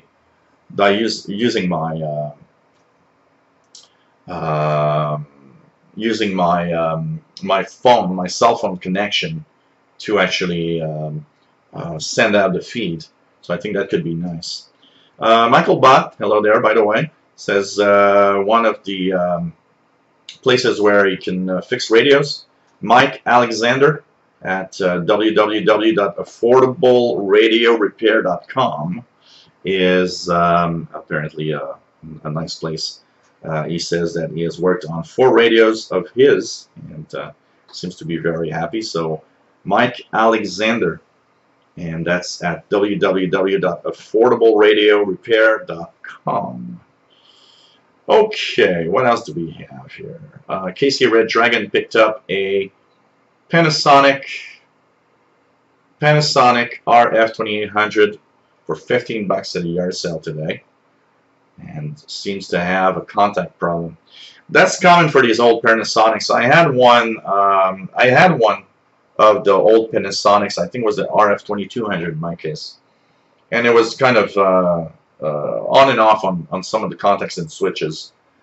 Sometimes they need cleaning, for sure. Yeah, the PL680 is an amazing one. It's a little more than 100 though. I think it's about 110 or $15, but it's a great radio, absolutely. And it is an amazing receiver. The synchronous detection on that radio is amazingly good. So yeah, local hand clubs is a great idea, like PA1 SBN says. There's always a guy there that's really good with repairing stuff, for sure. Michelle Pereira, nice to have you here. Texan R911, the radio NHK. And what else do we have here? Hey, Steve McDonald, don't worry. We're still going to continue the show, so it's okay. It's okay. Josh Lyons says, I'm sorry that Radio Romania International is only European broadcaster left on shortwave. After it call it quits, then what? Well, it's not the last European broadcaster. It is the last one that has, you know, North American broadcasting and everything. But you still have Deutsche Welle out of Germany. You still have Radio France. You know, Radio Romania is there. Of course, Spain is on, if you understand Spanish. It's not the only one left, Josh. If you look at WRMI, they relay Radio Slovakia, they relay Radio Ukraine, they relay Radio Prague. So it is not the last, it is, yes, the last European that broadcasts to North America and directly from Romania. So directly from a European spot. But there's a lot more. There's a lot more. So it's all depends on all, you know. Oh, that's one that's true. I did watch that one. I forgot about it. Sheldon has a great pick. The Imitation Game, the story of the British at Blicky Park who worked on the World War II to decode German Enigma machines. Amazing movie. I did see it. It's on Netflix. I saw it on Netflix. It is a great movie, and it has a great, you know, for us shortwave listeners that listen to number stations, it has a great team for that also, because it kind of puts us in that mystery of all of the number station things and the encryption and everything. So it's pretty cool. So if you guys want to see Dave B's stuff, you can go on QRZ.com and just input his call sign KE0IJN. Okay, what else do we have here? Hey, David in Barcelona, nice to have you here. And the International Space Station active on SlowScan TV this weekend. For those that want to check it out, it's on 145.800 that you get the SlowScan television signal of the International Space Station. You got to know when it's crossing over your area. You don't really need a lot of very fancy equipment. Just a portable scanner that gets 145.800 will receive it. Then you need a software for Windows. MMSSTV is great for that. That actually decodes SlowScan television. And it is, all you have to do is just check out when the International Space Station is crossing your area. I will try to tune it with my receiver here and post the videos on the VHF UHF channel that I've got. So we're going to try to do that if possible. John Ritson, hello there. Nice to have you on board. And pretty cool. Working late shift. Aha. 2E0JGR. Nice to have you here. Guy Kizzle, nice to have you here. Always cool. Yeah, Vatican Radio still on the air. Michael, thanks for the ad. I forgot about Vatican Radio, but Vatican Radio is still on the air. I've heard it in French or something. Is it French or English? I'm trying to think. I heard it in, I think it's English, one day on the 19-meter band. But yep, Vatican Radio. That Vatican Radio is one that still broadcasts from there. It's just that one of the biggest problems is most of them have abandoned. You know, like Vatican Radio has abandoned North America as a target area. So it's kind of a little sad. 1990 Sunbird, hello there. Nice to have you on board. And yeah, I'm on vacation for 2 weeks for the radio stuff. So I took a 2-week off. But it's really nice to have everybody. So yeah, International Space Station. It's constant transmission. Now remember, there's always a couple of minutes of pause when there's no signal on the International Space Station. So if you tune 145/800 in FM mode, remember that if you hear nothing, just leave it there. You'll eventually hear something, and you really, really don't need that much of a setup to hear it. It's not because it's the International Space Station. You don't even need a fancy antenna. A scanner radio with a rubber duck antenna like this will actually receive it. Of course, make your, so that you get the best chance If you can go outside, it's going to be better if you have it just this type of setup. But it could be enough. And you can decode some really nice slow scan TV pictures. And I'll be trying to do that. All you got to do is know when it's crossing over your area. Evans-above.com. It's a great place. So there's the BBC World Service that still broadcasts, absolutely. Once again, it's just because it's not target areas. But BBC is, depending on propagation, sometimes not that bad of a catch here in the East Coast, North America. 11810, 12095. 15400 is one of the frequencies I listen to. Voice of Greece, if you want to listen to some great Greek music in the evening, 9420, great. See, there's tons of things to listen to. Tons of things to listen to. So, it's just to listen to. And shortwave isn't dead. Even if you remove Radio Romania, which would be sad, there's still stuff to listen to. Actually, you know what?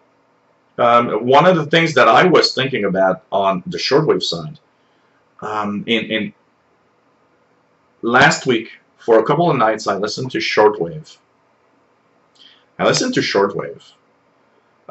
Radio France is not only in French. It has an English language. It has a few hours of English language transmissions every day. It's not just in French for Radio France. They also have Spanish.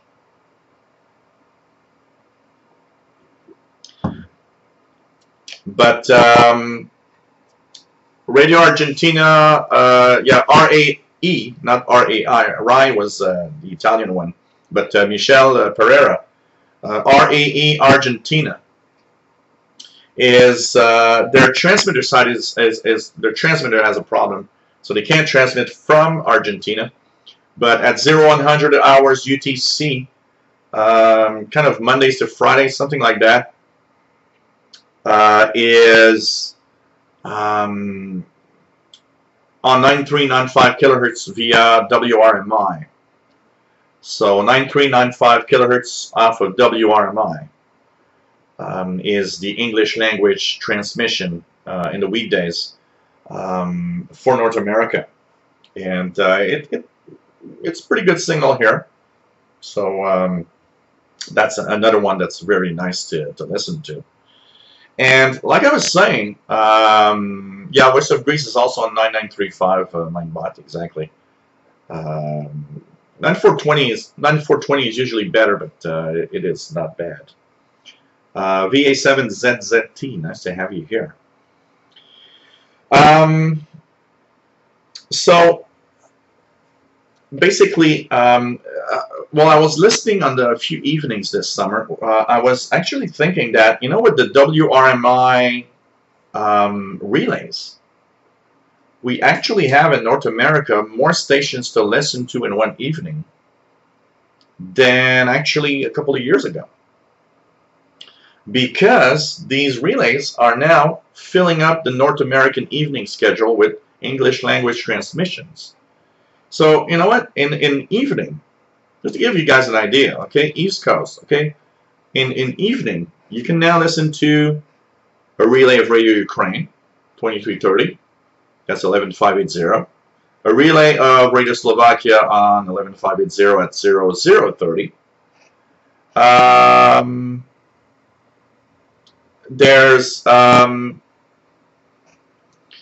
There's Radio Prague that you can hear. There's, of course, Radio Argentina al Exterior.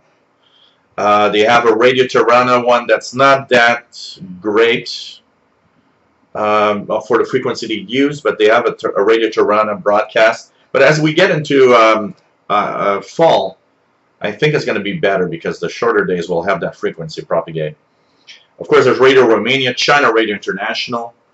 And there's Voice of Vietnam that's relayed via WHRI. There's Radio Vanuatu. It's surprising the amount of stations we can actually listen to, and it is more than what we had last year. Last year, there were less stations to listen to than this year. So we actually have an increase in shortwave broadcasts here in North America. As for the Radio France, it's not relayed anymore, but I don't think so, at least. But last year, Radio WRMI had the 1 hour English Radio France broadcast. You know, the majority of what Radio France broadcasts on the internet is in French, on the internet, on shortwave. Why did I say the internet?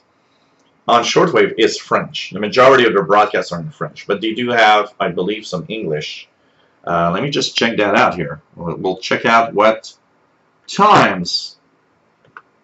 Let's check out what times shortwave.com. Okay, what times do we still have? And let me just check that out. So if we look, shortwave schedules, country sort.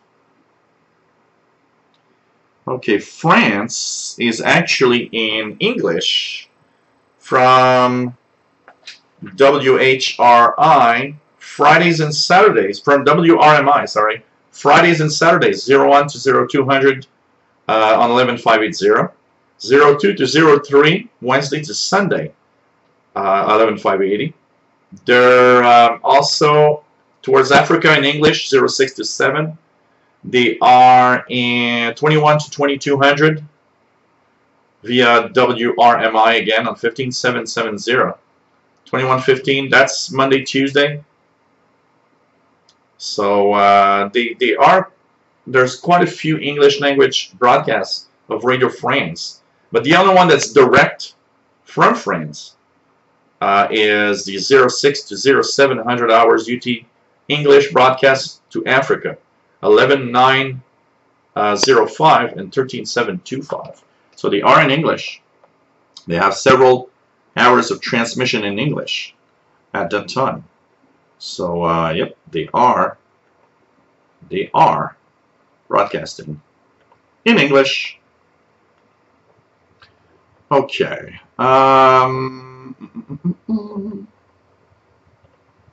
So it's nice to you know, to check that out, because it's easy to not get these stations. Okay. Yeah, a lot of what Radio France broadcasts now is towards Africa. You know what? I here in Montreal, I hear Radio France in French pretty well on 13740 on the local afternoons here, like around 1800. But 15300 is also pretty good. So pretty cool. Okay, what else do we have here? So Miss Lady Catherine's still here. Cool. Are you? I hope you're not getting too bored too much, Miss Lady Catherine, with our radio talk here. Okay. Question that comes from Mike. That says he wants to know why shortwave broadcasts use universal time. It's very simple. We are in a world that is you know, has different time zones. We can't rely on local time for shortwave broadcasts because, you know, 6 p.m. in Spain and 6 p.m. in China, and even China has many time zones, or 6 p.m. in Eastern North America is different from your local time wherever you are. So the thing is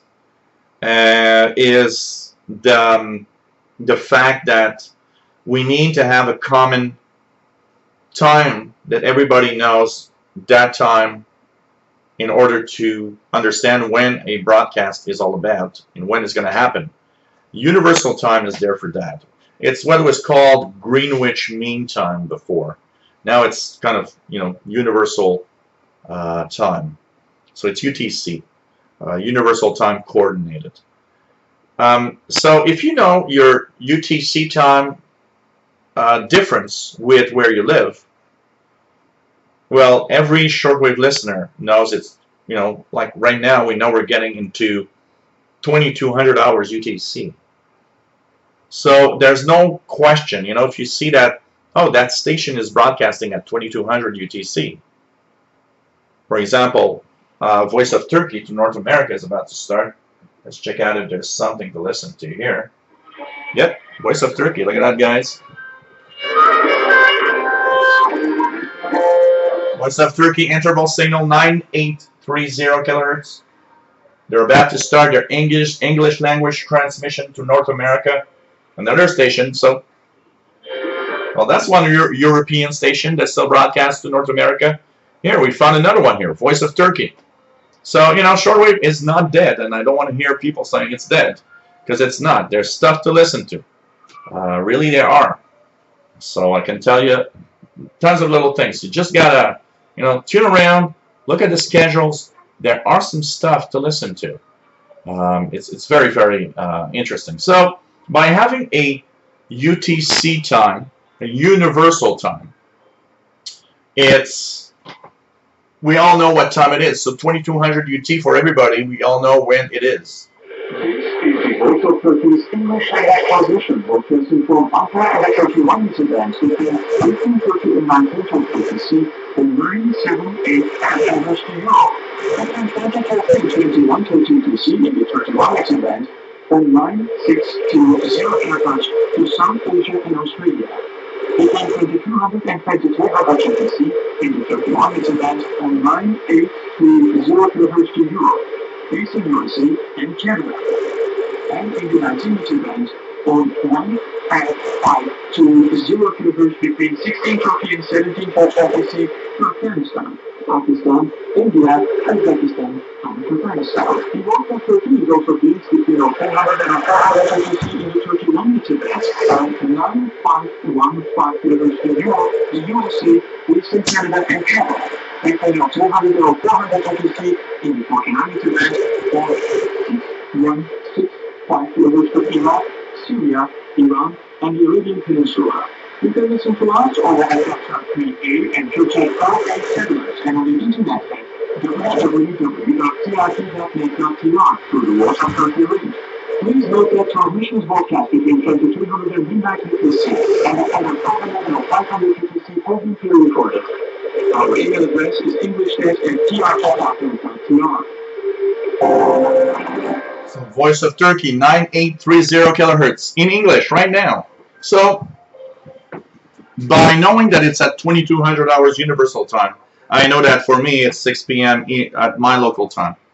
So if you know your reference to universal time, you'll know when every transmission is going to happen your local time. That's why we need one reference. We need that time that everybody agrees upon. And all you have to know is what's the time difference between me and universal time. So that's why UTC is important. Another question.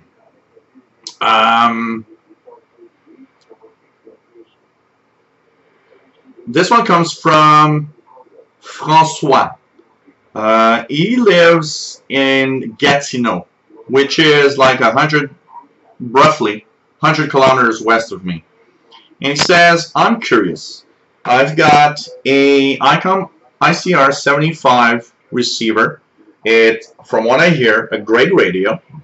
But what happens, he says that he started tuning things that I listen to. And he says, I can't hear most of what you hear, and we're just 100 kilometers apart. So the first question he's got is 100 kilometers that far that it changes what you hear and I hear? Or what exactly is the problem? If you can help me out, it would be very, very good. So, okay, you know what, François? The thing is, you should hear most of what I hear, because 100 kilometers is not that much. It's not big enough to make that huge of a difference. If you were 1,000 miles, I'd say, okay, 1,000 is enough for a difference in our reception.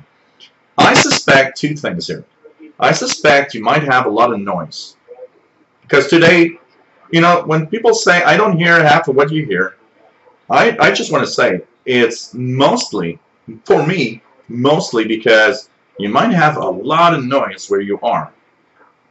It's the number one thing that comes to mind. It even is before the antenna, because noise is so huge of a problem today that noise is the #1 thing that prevents you from listening. The antenna is the second thing, and of course the radio if it's crappy. But an R75 is not. The ICOM R75 is actually a very good receiver. So what you need to work on is, first of all, on your receiver, you've got an indication of signal. You've got a way to know how strong signals are. Now, tune your radio somewhere where there's nothing. So, for example, here there's nothing. Now, this is the noise I've got. And my S meter, or my indication of strength of signal, is at S7. That means I have all of that of noise. What does that mean? That means everything below that I will not receive. It's washed out. Now, what is happening is you might actually have that noise level higher than me. And that's a possibility. You know, crappy power supplies from computers, switching power supplies for all sorts of little thingies you got. If you've got a plasma TV, these are some of the worst noise makers around. It might not even be your problem. It might be a neighbor that's generating the noise. So what you got to do, second of all, is think about your antenna. What are you using as an antenna? Because you don't mention it here, and I'd like to know that. I'll send you anyways an email to that I hope you're going to reply to, because the antenna you use is also important, and where it's located. If you're using a little wire hung within the room, that might explain why you don't hear anything that I hear, because I have a 22-meter long sloper antenna. What's a sloper? It's a wire that's at an angle. So it starts on the east side of the backyard here, just above the fence, and it goes up to the top of the roof in the corner here. So it's 22 meters long, and it's outside. Why? Because outside, even though my noise level is very high, it's still less of a problem for noise outside in the backyard than if I'd have 22 meters of wire within my home. My noise level would be even worse. So the problem there is all around there. What type of antenna you're using is important. Where it's located. It might be near a noise source. It might be somewhere near something that creates noise. If it's just a wire antennas are unfortunately the simplest, but also the most, the easiest to actually get noise from everywhere. So you might, you know, think of different antennas. A lot of people use magnetic loops that you can actually kind of tune out a little bit the noise by actually just making it, you know, directional. So you can kind of null what we say, which is lower or, you know, lower the amount of noise you've got, and amounts to something like David is saying here, which is the signal to noise ratio.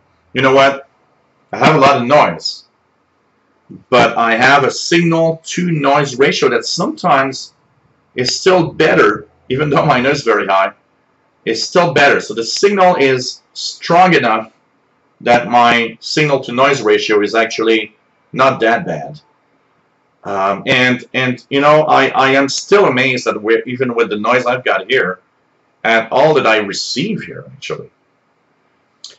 Even though, you know, when I go to Perry Island for the expedition, the signal to noise ratio is so much better. I mean, the signals are very strong, and the noise is very, very, very low. So it's, you know, something that you gotta think about. So check the antenna, check, you know, and I hope you reply to my email, because, you know, I'd like to know a little more about that and how you're set up, for sure. Yeah, Mick, I do have a different microphone. Because I'm still, you know, I've got a huge problem with the wireless mic that I'm using. And what's happening is that the laptop's microphone that I've been using for the past few times, because it's warm in the summer, the fan of my laptop is going high speed. And what's happening is, until I get my wireless mic back, I noticed that when I was in a low, when the noise was low, we could hear the fan in the background all the time from the laptop. So today I was trying out, and I don't know about you guys, if you guys think it was better with the other microphone, let me know. I'm using the Logitech C920 camera microphone as an experiment today, and I forgot to mention it at the beginning of the show. So if you think the other microphone sounds better, maybe that could be something that I'll go back to. So let me know if you like the sound better on the other one. Okay, what else do we have? Bobby Clayhans. Do you much or any pirate radio? Would you say something about it? Thanks. I love to listen to pirate radio. Of course, every time I talk about pirate radio, one of the first things that I get is hate mail from some, from like the few amateur radio operators that think that, pirate radio is illegal and you should get a license to broadcast and blah, blah, blah. Okay, I do believe in some order of things. I do believe in some licensing for the purpose of just being fair and not having chaos on the airwaves. I'm also pretty relaxed about the fact that I like listening to pirate radio stations. I find it cool to listen to pirate radio stations. And I even had a few pirate radio stations rebroadcast the audio of this show live last year. So, I love pirate radio stations. And I know I'm going to get hate mail. I get it all the time every time I talk about it, I get hate mail for that. I get hate mail for talking about the out-of-band guys on the 11-meter frequencies just above the CB band and below the 10-meter band. You can't please everybody, but you know what? I love pirate radio stations. It's refreshing. It's different. It's kind of cool. It's fun to ID and try to find out, what station that is. They often have a unique programming or even unique music. That's very interesting. And talk about pirates. Today's Saturday evening. Saturday evening means pirate stations. It's probably the day of the week where there's a best chance for you guys to talk about pirate and to listen to pirate stations. And I guess I've got a question that comes from pirate. I just gotta find a pirate question. Pirate. Just looking at who wants me to talk about pirate radio. Okay, I've got a question that comes to me from a guy called James, and he says that he is located in the state of New York. So he says, okay, I've been trying to pick up pirate stations. I have kind of gone through your recommendation of what moment and frequency, yet I have yet to listen to my first pirate. I've been trying regularly in the evenings for the past month. So why is it so difficult to get pirates? Why do you get pirates and I don't? And if you can explain a little more and give some tips and tricks on pirate receiving. And he ends saying that he uses a portable radio, so he uses a Texan PL680. Once again, that he bought because of my review of it, and I hope you enjoy it. It's an amazing little radio. And he's using the telescopic antenna. Would a better antenna improve my chances of getting pirates? So, okay, James, and talking about pirates here, it's okay. Pirate, you got to understand one thing. First of all, pirate stations do not have a fixed schedule. Why? Because if you knew every time a pirate station would be on the air, they'd all get arrested, and we would not have any pirate stations left. Second of all, they don't all use very high power. Yeah, there are some stations like Wolverine that seems to be in the more than a kilowatt mode because it's a huge signal everywhere. But it's not all pirates that have that capability. A lot of pirates are in the 100, 200 watts. They often use ham radio gear that is either modified or, you know, used to transmit in those frequencies. My tips is, first of all, listen frequently, because one of the major issues of a lot of people that try to listen to pirate stations is that you don't listen enough. And what I mean by that is every time you tune around your receiver, think about it. Just go to the, I'll tune the, you know, for North America, for example, I'll tune 6850 to 6999. So 6850 to 6999 frequency range. Go at it regularly, because it doesn't mean because you don't hear anything now that in 10 minutes is going to be nothing. It might be there in 10 minutes. And that's the fact that there's no fixed schedule. So tune regularly. Sometimes there is, or there are some activity, but you might not hear it at first. Then, signal gets better. You suddenly hear something. A lot of stations are in single sideband. You got to remember that. So, you know, tune around in single sideband. Go in upper sideband and start tuning from like 6850 and go up slowly, very slowly, because if you tune too fast, you might actually miss out on something that's there. And remember that Saturday evening is probably the best evening, but you can hear pirates all the time. There's probably pirates every day. And they're not always easy to listen to. Remember HF Underground. HF Underground is a great web resource. When you go to HF Underground, there's a blog where you can click for North America, and you will see what people are hearing right now. It's a very active group. So HF Underground will actually give you almost live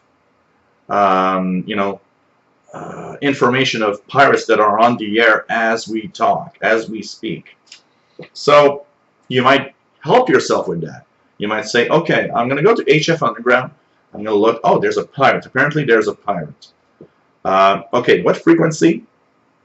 Where are the people? And that's also something to use on the HF Underground. If everybody that hears a pirate is in the state of Washington, the state of California, well, that's the West Coast. And I don't think you're going to hear that pirate here, but it doesn't mean not to try it. Try it anyways. But it's more of a West Coast thing, maybe. Oh, people are hearing it in Virginia, South Carolina, North Carolina, state of New York. Oh, if I'm in Montreal, I will try it because that's an East Coast pirate. And if they hear it in the state of New York, there's a chance I'll hear it here in southern Quebec. Even if maybe it's going to be weaker. So these are things to try for. Make sure, once again, same recommendation as a little earlier with someone that can't hear what I hear. The noise level is very important. Try to position your radio and go outside maybe. You should try something if you can. One thing that I would try is, for example, in Saturday evening, why not go outside with your radio a little farther away from homes? You'll see the noise level drop. And you know what? You might say, hey, I hear a pirate here, but I don't hear it when I'm in my home. A receiver inside a home is always a receiver that's a little more difficult to receive signals. Why not think of some kind of little antenna, a little piece of wire hung to a tree or something. That will also improve your Texan PL 680's receive capability. So this is something that you got to think about. And good luck, and try it all the time. There could be pirates anytime, anywhere, and it's amazing when you think about it. All right, Cholikov, nice to have you on board. Bye-bye PLF Radio, nice to have you always. Okay, well, check it out. I'll go back to the other. I'll go back to that other. Anyways, I'm getting a. I'm waiting for a microphone here, so it's. I'm gonna get something else soon.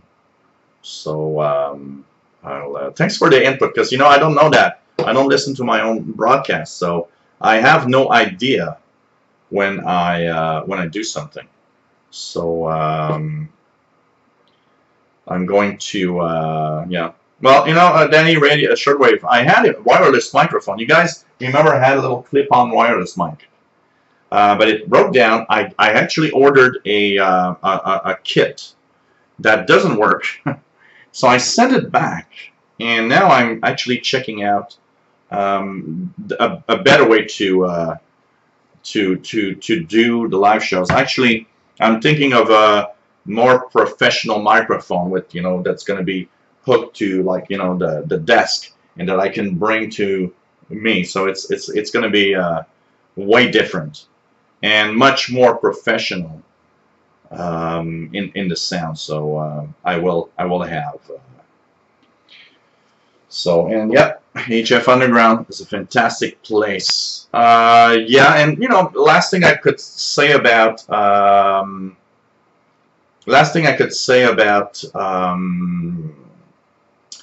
the pirates. There are times of year that it's actually more interesting, and there's more chances you'll hear anything on the pirate bands, like Halloween, Christmas, New Year, you know, Mother's Day, Easter. Every time there's a every time there's a you know, holiday of some sort, pirate activity seems to flare up. Hey, Nissan Greenwich, nice to have you here. So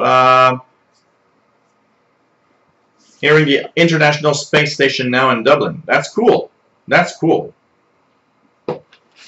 That's a great question, actually, Miss Lady Catherine. Okay. Normally, when you want to broadcast a radio signal, you need a license. It's a requirement. Every country has this requirement.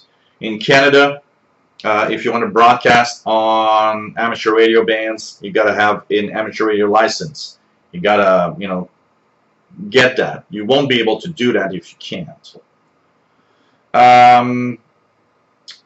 If you look at the regular broadcasting, you know, stations and broadcast music and everything, you know, they need a license to broadcast on the airwaves. It's a way to you know, keep everything. It's a way to keep everything kind of in a orderly fashion, and not have chaos over the airwaves, because everybody could broadcast everywhere all the time. But there's a lot of people that, you know, in different categories of life, think that the regulations and the rules are meant to either stop us from saying what we think, or meant to prevent, or making it too difficult for anyone to broadcast.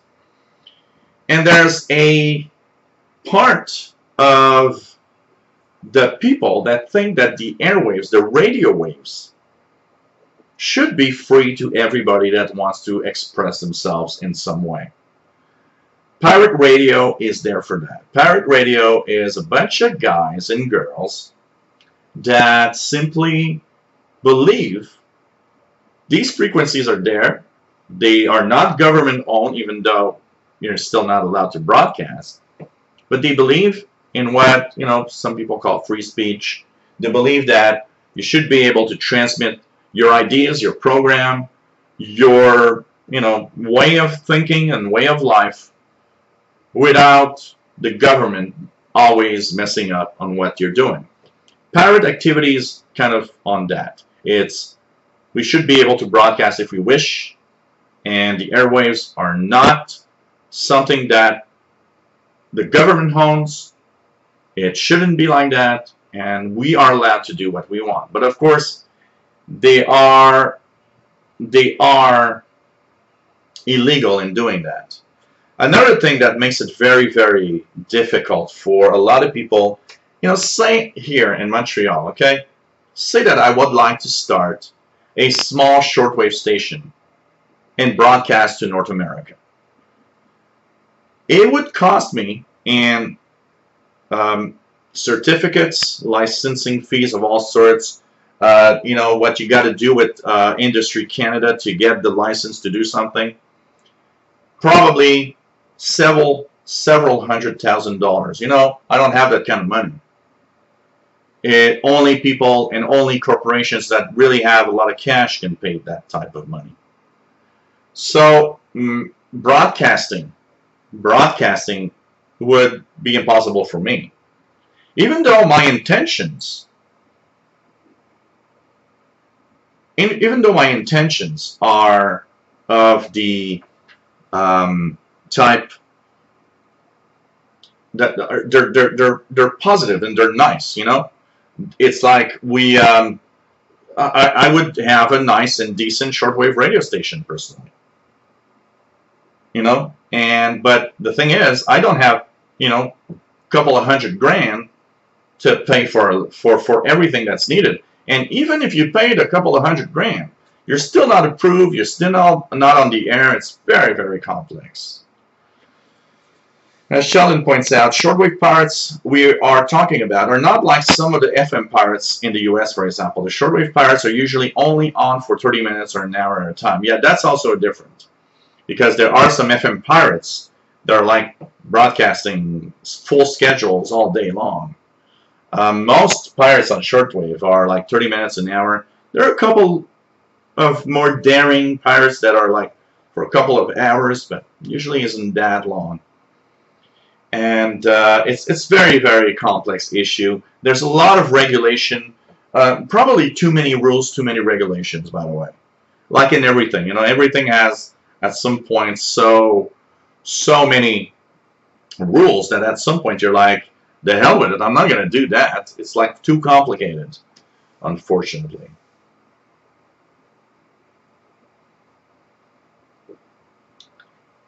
And there have been, as Sheldon says, the FCC, which is, by the way, Miss Lady Catherine, the same FCC that are trying to remove net neutrality rules, a bunch of idiots. They're chasing down FM pirates very, very seriously. And one of the biggest problems, and that we gotta, of course, emphasize that a lot of pirates, especially in the FM band, like Sheldon says, actually interfere a lot with regular programming. So what happens there is that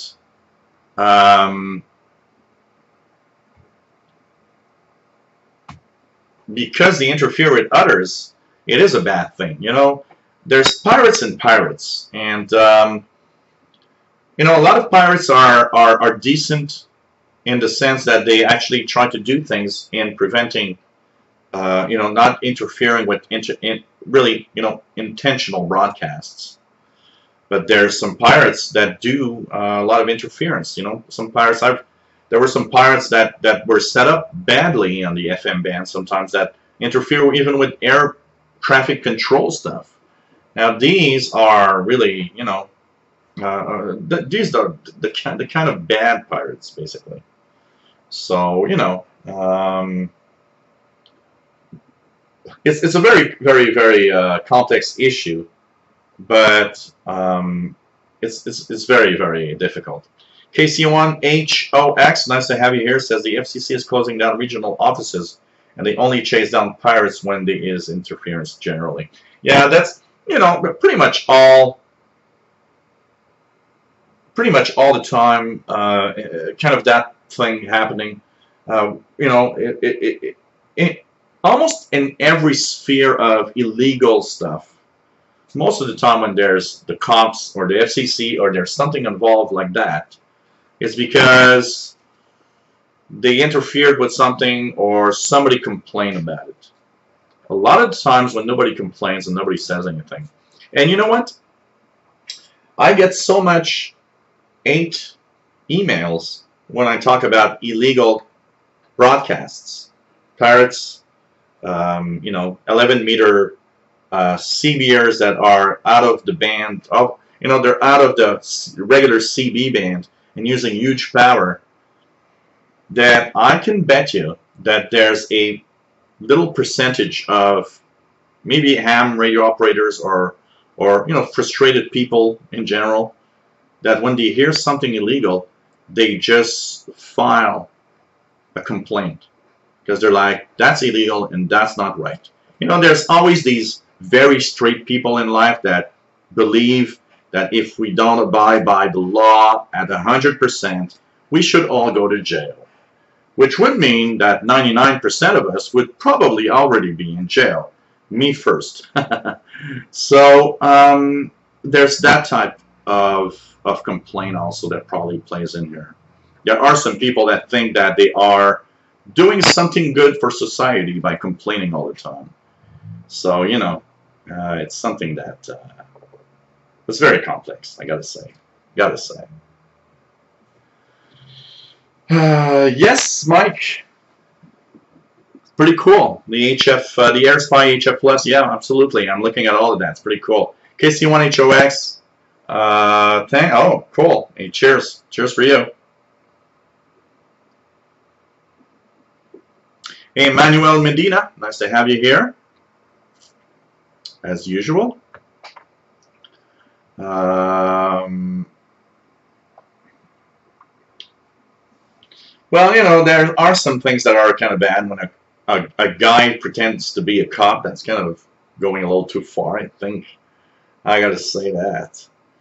But, you know, I do believe, I mean, I don't have my AM license, but if I had my AM license, you know, I do understand that it's cool to be, you know, within a, I have the right to broadcast on specific frequencies, but I would not be the one complaining about pirate radio activity, that's for sure. I would never, you know. The only thing that would be bad, okay, an example of where I would cop. You know, I don't like copying, or I don't like to be kind of the guy that will rant or just call the FCC or here, Industry Canada here, for illegal activity. But I tell you where I draw the line. I will draw the line if, say, a pirate broadcasts smack in the middle of the amateur radio band. Say that there's a pirate broadcasting music on 14-200 smack in the middle of the 20-meter band. That makes me mad. Because not only are you taking the right to broadcast, which you're not allowed to, but now you're interfering. And I can tell you one thing, if you've got the knowledge to broadcast, you have the knowledge of what's right and wrong. And now you're smack in the middle of an amateur band. That is something I do not agree with. Shortwave pirates, in general, are nice in a way that they will often go on frequencies where they really want to try to broadcast on frequencies that will not interfere with anybody else. It's funny because within the chaos of pirate radio, there's an order of things where we'll broadcast here or there because it doesn't interfere with known broadcasts or something. So it's kind of, but you know, if you do it smack in the middle of an amateur band or somewhere where you shouldn't be, that gets more complicated. I'm not saying I'm going to call and complain. Probably I will not be the one doing that. But I will not be happy at you doing that. You know, I don't want to have a QSL card from a pirate station that intentionally interferes with some kind of range. That I would not agree with. But if you do it in a cool fashion where you chose a frequency wisely and don't interfere with anything important, okay, you know, okay, I'll be okay with that, you know. I do like pirate radio activity, I gotta say, you know. Hey, Tom Perks, nice to have you here. And, you know, it's very complex. Hey, Bullfrog89, nice to have you here. KD2CXU.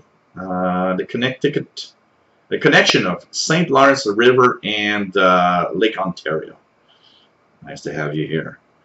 Weighted Cube, nice to have you here. Says, I agree with you 100%. The broadcast on the range with now, for me, is a pirate band. Yeah, there's something about the pirate band, for sure.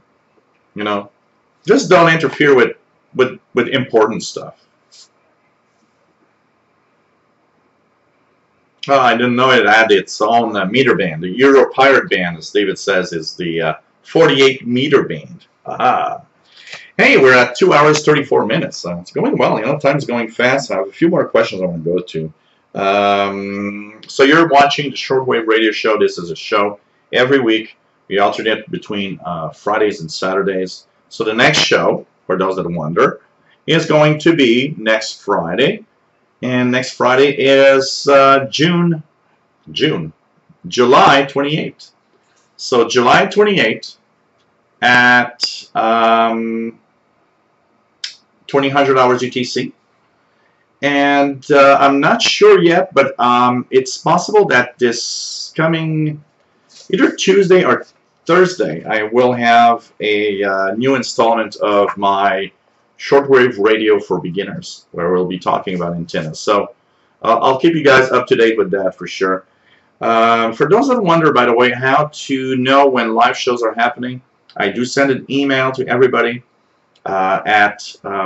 you just send me a little email at officialshortwaveradio@gmail.com and just say, hey, I want to be added to your list so I know when you broadcast. I'll add you to the list. And, of course, there's my Twitter feed. I have 550 followers now, which is at Shortwave Radios. So many, you know, think of many radios. There's an S at the end of radio. So at Shortwave Radios. And, of course, hope you enjoy what we're doing here. Trying to entertain and talk about radio in general for everybody around. And starting the week of August 8th, I will be every Fridays, 2000 hours UTC. Okay, questions.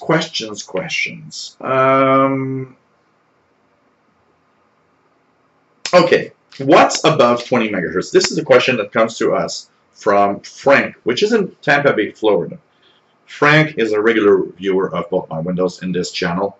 Frank says, I try to listen to stuff on above 20 megahertz. I abide by your rule that there's something to listen to everywhere. You just got to do it regularly. But I haven't heard much yet. So if you had to do a rundown of what is to hear between 20 and 30 megahertz, what would it be? Okay, general rule. First of all, and my Radio DXer, nice to have you on board. Welcome, my friend. Captain Ron, yes, you guys are cool. Cheers, everybody. Hey, to the Pirate Radio activity and community. This is a little cheers for all of you guys. Thanks for giving us lots of stuff to listen to. Okay, above 20 megahertz. First of all, you got to understand one thing. We're in the declining phase of solar activity. That means shortwave propagation from 20 to 30 megahertz is getting more and more difficult.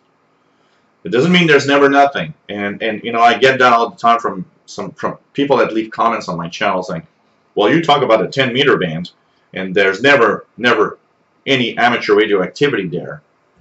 And then I just like post a link and say, look, 3 days ago there was something. It's something that is, of course, not always there, depending on propagation.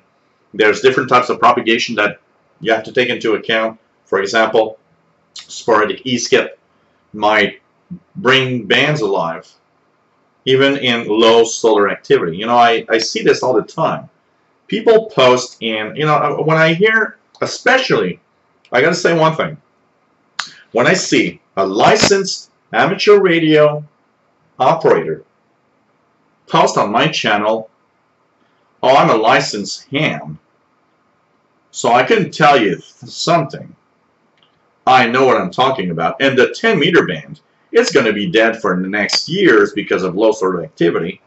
The first thing I want to say to you is maybe you should look at your books again, or maybe you should learn a little more about propagation. Because, yeah, okay, regular propagation, the one that comes from high solar activity, which means the 10 meter band's open all the time, stuff like that, okay, it's not going to be like that. But there's a lot of other phenomena that brings 10 meter band alive. So sporadic E-skip is one, and in the recent weeks we had a lot of it. I even posted a video on my VHF channel of a station from Brazil on the 6 meter band, 50.276 in JT65 mode, which I was like so amazed at receiving. So okay. If I have a rundown of Jojo, nice to have you here. He says he's a licensed ham and loves my show. So, you know, I mean, I don't know everything. But, yeah, Bullfrog 89. 10 meter, 6 meter was open many times in the past 2 weeks. Many times. So, you know what? It's something you got to know. So that means at any time of year, at any time of day or night, at any time, it's surprising what you can do, what you can receive. I often get these comments of, how you get that station? Wow, you got that. This is so cool. Well, that's because I tune there all the time. Even when I know, look, you know what? One of the biggest mistakes you can make on radio is say, I'm not going to tune that frequency range because there's nothing there. Well, you're going to miss out on something someday. And you'll look at others that are going to post something. And you know what? You're going to say, how did that guy receive that? Well, you're sure you don't hear anything, so you don't tune. You'll never hear anything. The best way to not hear something is not tune. For example, let's just check the channel 6 of the CB band here. You don't think you talk to the clean that you're talking about? I know who I am, and you know who I am. So, channel 6, 27025 is open right now. And it's not because solar activity is very high. So there's sporadic E-skip right now happening. So it gives you an idea. Right now, 27 megahertz propagating from the United States, some CBers. The guy says it's from Chicago. So, Chicago Queen. I like that. So, you know what? There's so many things that are possible. And you know what? 10 meters doesn't need that high of a solar flux. So, somebody, I was reading a post one day. Somebody was saying, well, the 10 meter band isn't open if solar flux index is below 150. I can tell you one thing. A solar flux of 80 is enough to open the 10 meter band. One of the biggest problems. Oh wait, I think the antenna is not plugged in. I'm going to check something here. Oh, I took out my antenna. Man, I should have left it there. My antenna's not plugged in. That's why it doesn't work. Sorry, man. Sorry, Dave. So anyways, no, I've heard the 10 meter band open with solar flux that are very, very low, like 80, 85. And there's so much more to that. And so if I have a rundown of what you're going to listen to, first of all, look, I just, by random, tuned 27025. What's 27025? We are on channel 6 of the CB band. The CB band in North America goes from 26965, channel 1, and ends at 27405, channel 40. In there, you got 40 CB channels. So that's first thing. Tune there, even if there's no skip, you might by chance hear some CB around you that's talking. Here in Montreal, we've got a little gang that's been hanging on channel 16 for the past 6 months. They're an upper sideband, and they kind of little, you know, they're 4 or 5 guys almost every evening talking on the CB channel. So 26,965 to 27,405 CB band, 28,000 to 29,700. That's a 10-meter band. Never tune around there without going at least just to check out. Could there be something to listen to there? Because it's very, very surprising what you'll hear. Now, some of the things you'll hear, also, there's FM to studio transmitter links, TV station studio links around 26 megahertz, you know, 25,800 to 26,200. Here's some from time to time. Also, what else is there? You will have the out-of-band CBers that are often heard. So, for example, I hear channel 6. One of the famous frequencies for out-of-band guys is 27,555 is a calling frequency. And you put yourself in upper sideband. So let's check it out. Let's put it on upper sideband here. We'll leave it there a little bit. Maybe somebody's going to call up. 27,555 upper sideband is a well-known out-of-band guys. You know, they're called the 11-meter guys. And you can hear, you know, I heard France, I've heard tons of people from Europe. You know, one of the things that you got to be careful, you know, when you talk about illegal activity, I actually heard some amateur stations, amateur radio guys that are licensed here in southern Quebec talk on those frequencies. One that I heard that I actually just, like when I heard his accent when he talked, it's like, oh, that's that ham radio operator. So you got to be careful because, you know, that guy is easy to identify. Some of them, not so, but they're going to say, well, I'm an ham radio operator also. So it's kind of, you know, a complex issue. So there's all sorts of things here that you can listen to. And it's amazing. Amazing what you can get. Big Stack 171, nice to have you here. Says, hey, you're right. You know, just worked France yesterday on 11 meters. That's exactly it. Captain Ron's right. Those higher frequencies are amazing. Low power, smaller antennas, and you can just almost talk the world there. So for sure. So this is really, really cool for that. And Dave Todd says he lived on 27.555 30 years ago. You know, I got to say, if I had the equipment, I'd probably be on 27.555 trying to make contacts from time to time. So, CB band, out-of-band CBers everywhere from like 25, let's say 26,000, all the way up to 28,000.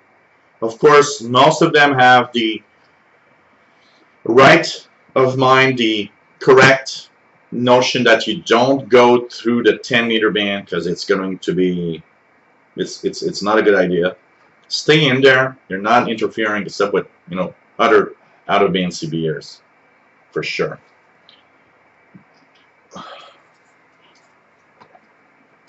What is my thoughts on the Carrington event being overdue? Okay, for those, just to put a little note here. What's the Carrington event? The Carrington event is, well, okay, I'll just finish one thing here because I'm easy to just go in another direction. 20-30 megahertz, the big thing. Okay, in the winter time you should hear WWV on 20 megahertz and on 25 megahertz. You should be able to hear some international broadcasters. Even though there's not a lot, there's still some international broadcasters on the 15-meter band. That's 21,450 to 21,450 to 21,850. International broadcast band, 13 meters. Sorry, I said 15. 13 meter band.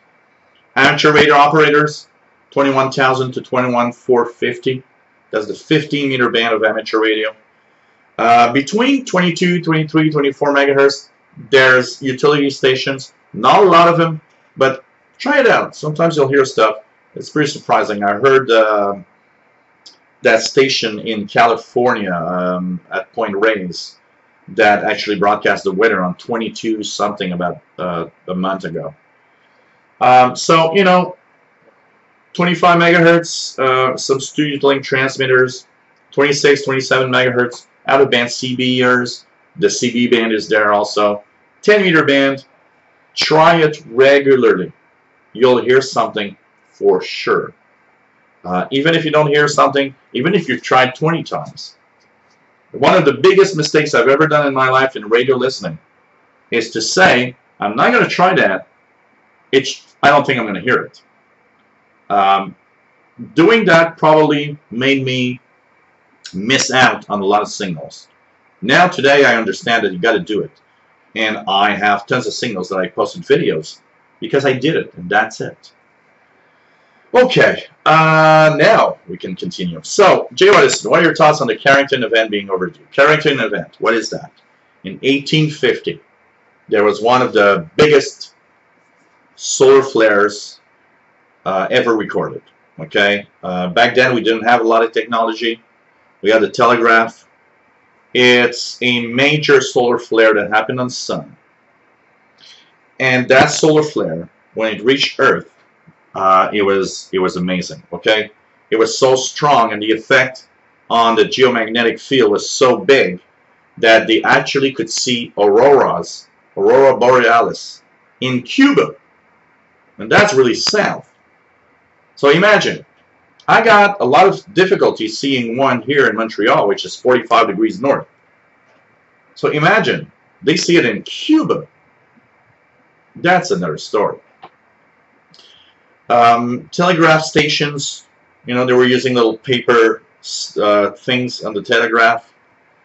What happened is that, telegraph stations were catching fire because when there's a huge solar flare and there's a huge geomagnetic storm, it creates electric currents in the ground around Earth. That's what happened here in Quebec. In 1989, we had a huge power outage, and it followed a huge solar flare. And I still remember because it was my first my first full-time job that I had back then. And I remember going to work with no electricity, being paid by 4 hours, because that's kind of the law here. If I was there, they had to pay me 4 hours. And we had 14, 15 hours without electricity. So that Carrington event of 1850 is way bigger than that time in 1989.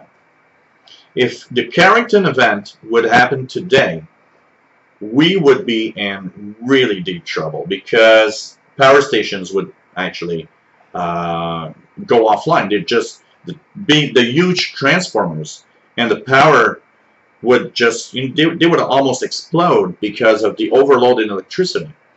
And what people don't understand is that, you'll think, oh, well, but they'll just fix it. Wait a minute. Our power grid is made of many distribution stations. A lot of them have huge transformers. Now, when you talk about small equipment, there are a lot of makers out there that will create or just build these parts you need. When you talk about the huge transformers, now you're out of luck because there's like 1 or 2 makers of these huge transformers. There's a Carrington event, there's going to be thousands of these transformers that are going to explode. These companies, they make like, 3 per week, not 1,000 a week. It's a very unique thing. So that means that these transformers would explode to a point where it could take months before you get a replacement. So it would cost a lot of money. Is a Carrington event overdue? You know what? My knowledge of astronomy tends to, lower this, kind of tells me that maybe not. You know why? As we look through the ages, because in the Earth soil, we can see past solar activity, okay? So in the layers underground, in the past 100,000 years, in the past million years, you can see solar activity. You can see what was happening very far back. What we see in there is that the sun is actually a very quiet star. So that Carrington event, yeah, it's a huge thing. But it seems to be what is probably the most extreme thing that the sun can do. Now, in astronomy, when we look at other stars, we can see that some of these stars are so powerful in their solar flares that if that would happen here, we would all die of extreme radiation exposure because there'd be a solar flare that would just wipe out life on Earth. Our sun is not like that, and that's why the life on Earth has been here for 4.5 billion years. Our sun is actually a very quiet star. And maybe there was more than a Carrington event. That's a very, very good possibility. But are we overdue? I'm not sure we are overdue. But where we got to be careful, and this is the interesting part of the Carrington event. In 1850, we were close to what it looks right now. Solar activity was very low. The cycles were small, like we have now. Solar cycle 24, we're ending solar cycle 24 with the smallest solar flare, the solar activity, the smallest solar cycle in more than 100 years. So in 1850, what's interesting is we are in the phase of very small cycles.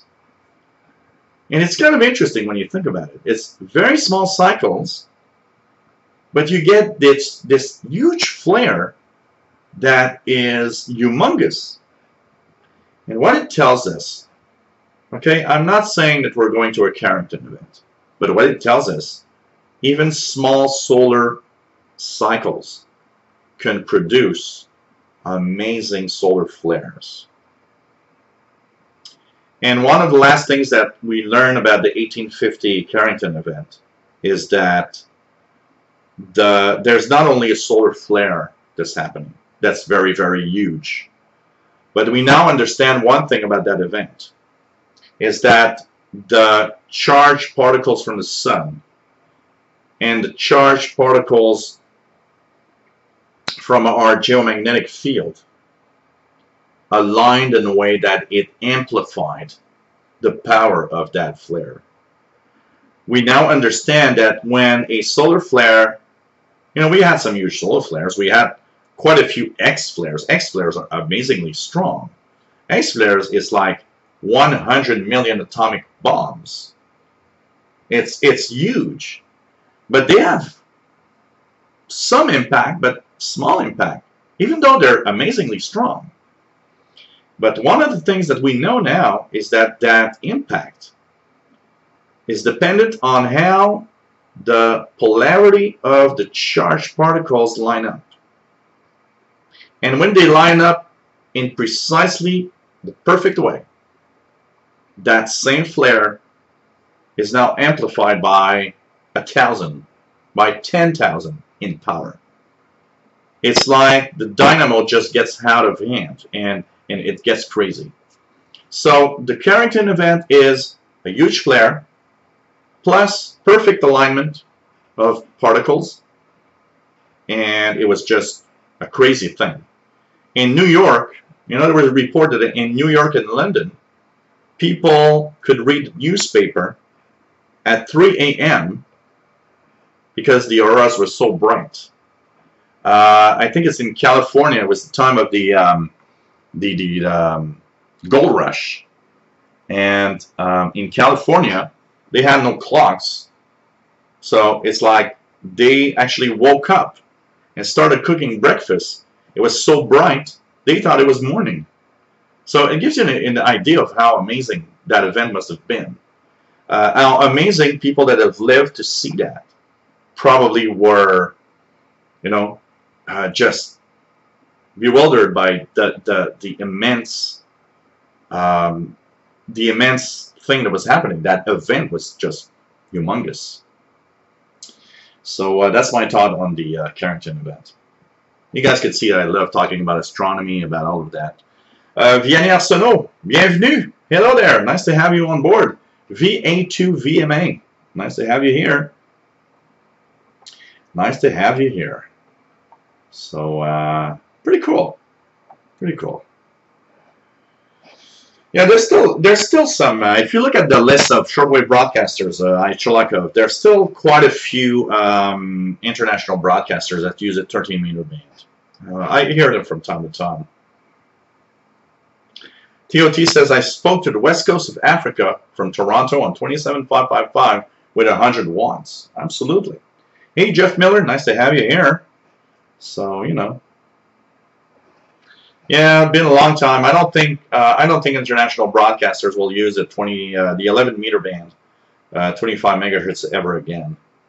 I still remember Radio RSA from South Africa on 25790. I got a QSL card here from there on that frequency, so it's kind of very, very amazing. Dave Todd says the last 4 cycles have decreased in intensity, so I doubt there will be a huge flare. But that's the thing, Dave. In 1850, we were in the same situation. In 1850, we actually were in a very, very, very low solar activity period. So that's why we gotta, you know, always be ready for the possibilities. We never know.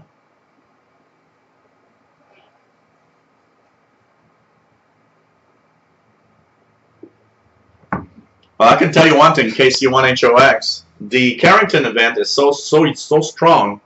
Pretty much everybody thinks that we wouldn't be out of power for months and maybe more than a year, and it would cost hundreds of billions of dollars to fix that. The 1989 flare is extremely small compared to what happened in 1850. You got to remember that. You never know. Yeah, there's hey, Electronics USA, nice to have you here. There's a nice article about a huge near miss. Also, if you Google July 23rd, 2012, there's it's very interesting. Well, you know what, KC1HOX, we had a pretty big flare. We had an M flare last week. So imagine, we're not only in the smallest solar cycle, but we're at the downwards part of that solar cycle. And we did get a pretty big flare last week. So it's pretty amazing. I don't believe there's anything else on 25 megahertz except WWV that reactivated a few years ago. But that would be, you know what, I don't want to say no. Because I'm not sure and I don't really know. But that'd be a nice DX thing. A Finland time station on 25 megahertz. Could be cool. Hey guys, I'm going to close this for last time. We're at 3 hours and 2 minutes. You guys want me to go on a little more? What do you think? Should I go on a little more? You guys are going to decide. If I don't see a positive yes, please do, I'm going to stop right now. So, if you want to help me out, there's patreon.com/radio-and-computers, where you can actually help me out and continuing these live shows. And basically, it's just, you know, my main job.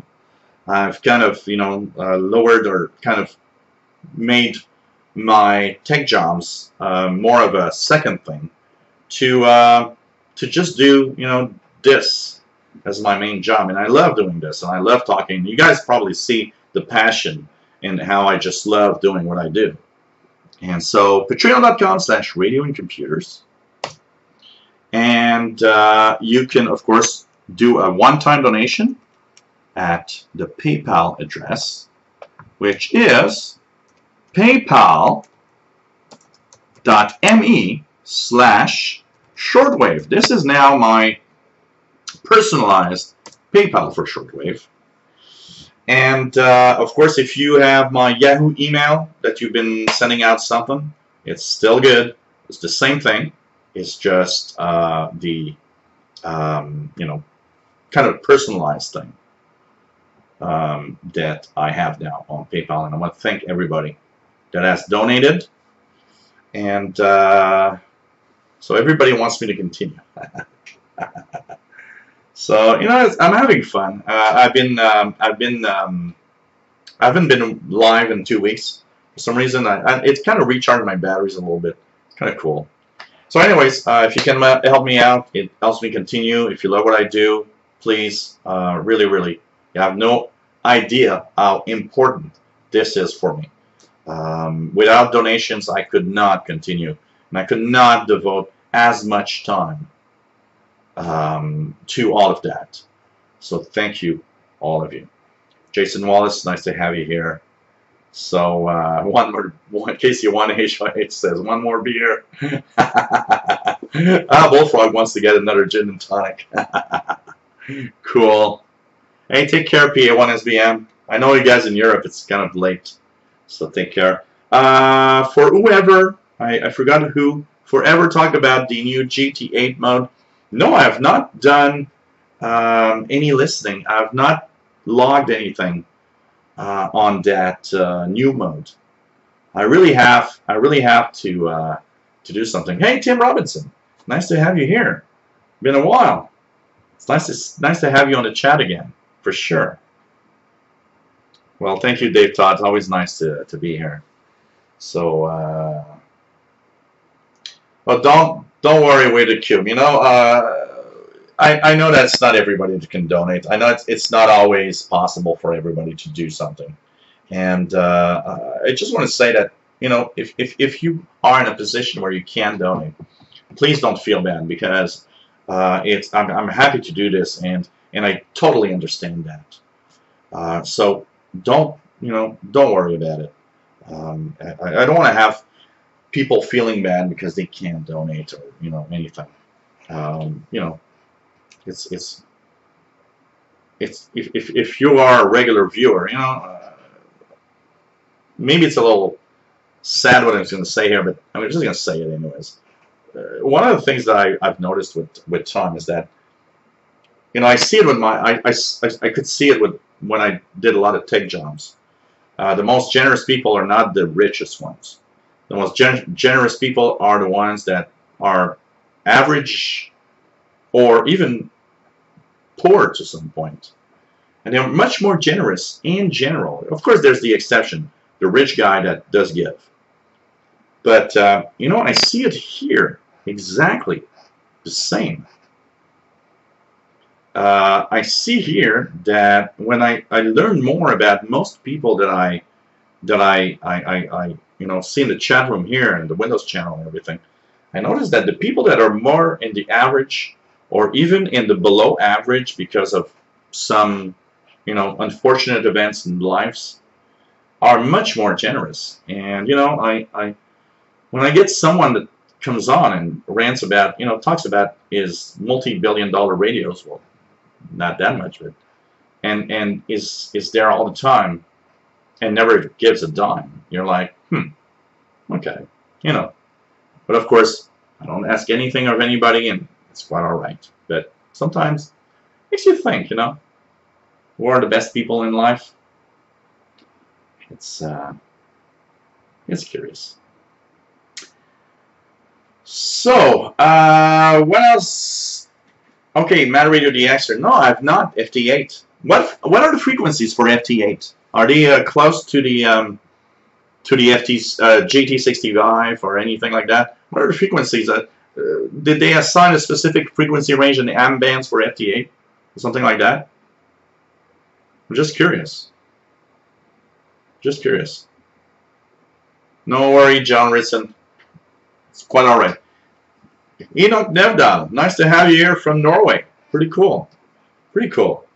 I like that. Norway, Sweden, all these different countries, northern countries. It's kind of cool. Yes, I will, Jay Watterson69, say hi to Paul the Cat for you. He's somewhere outside, and I think he's enjoying, so it's pretty cool. Jason Wallace, can download the new WSJT software from K1. FT8 is fun and faster than JT65, so it's becoming very popular. I'm going to try it out, and I'm going to try to post a video about it. Absolutely. I love these new modes, so it's kind of cool. Kind of cool. Oh, that is a good idea also, Ichelikov. A cool shortwave sticker and send it out for donation works great with mini groups. That's another idea. You know, I'm thinking about, you know, having T-shirts, shirts, beer pints, coffee mugs with the shortwave, some kind of shortwave logo. And I was thinking of maybe doing something with, like, you know, my shortwave stuff, but having like the logos of many international broadcasters from past and present all around the mug or something. I don't know. I'm thinking of something right now. And it's pretty cool. It's pretty cool. Bullfrog89 says, you're absolutely right. We see it all the time with our ambulance squad and fire department. The ones that donate most are the ones that shouldn't have to.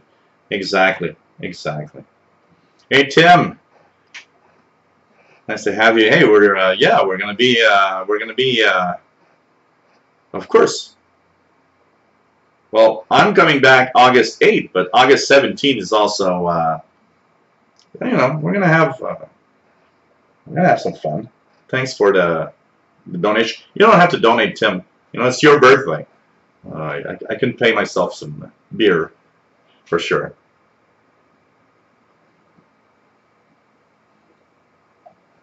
Okay, thanks, Jason.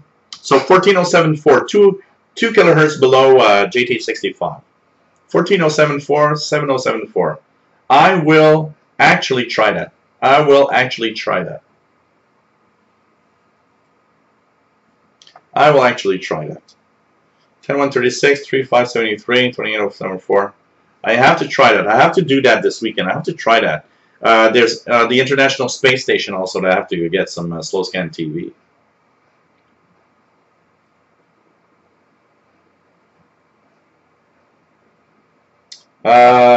PayPal.me/, I'm just going to put it again for those that wonder, www.paypal.me/shortwave. This is the easy link. The other one was the Yahoo email, which is kind of very complicated. I want to thank everybody that have donated, by the way.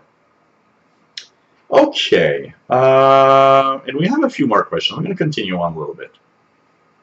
Actually, I feel like, you know, it's fun. Let's just, you know, continue talking about radio and have a lot of fun. So, thanks to everybody that donate, by the way. That's very, very, very cool. Helps me a lot. You have no idea, guys. Okay, what else do we have? Oh, man. Okay. Oh, you got to try that out, KC1HOX, the RTL SDR dongle. It's really, really, really, really fun. Okay, no problem, Tim. I will have a drink on you. Man. Okay, what else do we have? Man Radio, the XR 40 and 20 meter band.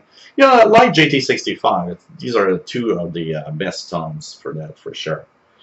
Actually, says tonight, 10:30 p.m. Eastern, nice pass over East Coast in Montreal. Yeah, it's night pass. Night pass for the International Space Station a lot. We're gonna have to try that out for sure. For sure. So, Sheldon Arby says, it seems there is a time signal station from Finland on 25 megahertz. Do a search on my time signal on 25 megahertz to find some YouTube videos. Huh. Really? That's kind of interesting. I never knew there was a 25 megahertz time signal on Finland. I never knew that. 25 megahertz time signal, Finland. That's interesting. Really? Yeah, WWV and mice. This is interesting. Oh, I got a PDF here. 25 megahertz. Okay. I'm gonna share that with you guys. Let's just check it out. When is that dated? Okay, new 25 megahertz transmitter and receiver of mics. Huh.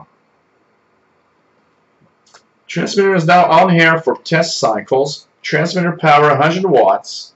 Antenna vertical 3/4. Gain near 10 dB. Antenna height during test cycle is 20 meters above sea, but it will be 40 meters next year. 25 megahertz carrier comes up from synthesized HP signal generator. That's kind of interesting. Time and frequency laboratory of mice has taken care of Finnish official time and frequency since 1976. Okay.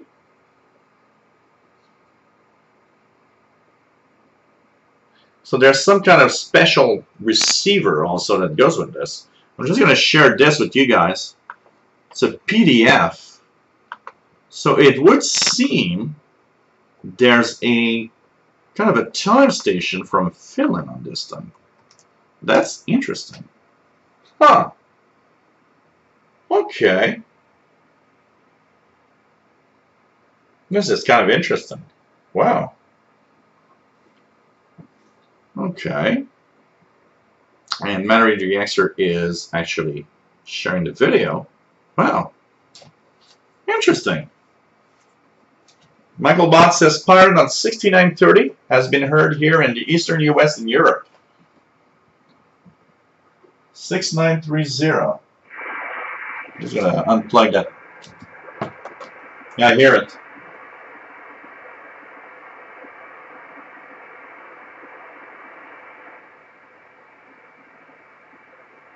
It's very weak in the noise, but I hear something on 6930. 6930 kilohertz. Oh, it's your recording from 2013, Mannery the Exer? Okay. Well, kind of interesting. Oh. There you go. We learn things every day. What are your thoughts on ditching the radio and going 100% SDR for shortwave? Nope. I would not agree with that, Pujo Jojo. Pujo Jojo. I think there's like, you know, there's a lot to be done with regular radios. We got to remember one thing, okay? There's part of us that are a gang that actually are, you know, technologically advanced, and that want to have technology and want to use technology for what we do. But the majority of what we have, and that is, okay, when we go back to DRM, Digital Radio Mondiale, you know what's the biggest mistake of DRM? How can, it's exactly the same thing with broadcasters as we see with our local governments. Thinking somebody somewhere that really can, you know, sell the worst thing in the world to whatever. Here in Quebec we have a saying in French called, they can sell a fridge to Eskimos. And basically what you see in there is that somebody somewhere sweet-talked international broadcasters on, hey, DRM is the thing. And what it tells me is, it tells you that actually international broadcasters don't know what their audience is if you think DRM is going to save the planet of shortwave. Because you got to think about one thing. Shortwave is a, and we'll have to say it, is a poor man's international receive thing. Most people around the world have a cheap radio listening to shortwave. Apart from rich countries, nobody's going to buy a $300 radio to receive DRM transmissions. And I just want to stress, because somebody told me on an email, well, you know, you're negative about DRM and it's nice transmission mode and blah, blah, blah. Okay, I just want to be fair here. I have nothing against DRM. Actually, I find it cool. Where I am at a negative point of DRM is, first of all, you really think millions of people are going to buy a $300 radio? Hey, I go at Canadian Tires, and people have difficulty paying more than 30 bucks for an AM FM radio. Come on. You are going to tell me millions of people are going to buy a $300 radio for DRM. First mistake. Second mistake. 90% of the shortwave listening planet is poor, doesn't have money. They won't buy another radio. If they do, they'll buy another inexpensive radio. DRM, third of all, I am sick and tired of seeing DRM in the international broadcast band. It's this large in the spectrum. It's interfering with everything else. Nobody thought about, hey, DRM needs its own frequency range. And that's where I rant about DRM. DRM is sold by people that just want to sell and make money about something. And nobody understands that DRM, I'm sorry, DRM is dead, and it's going to stay dead, and it's going to be even more dead. I don't care about people showing me, you know, there's this big hype of, oh, look at this new DRM radio coming to the, I don't care.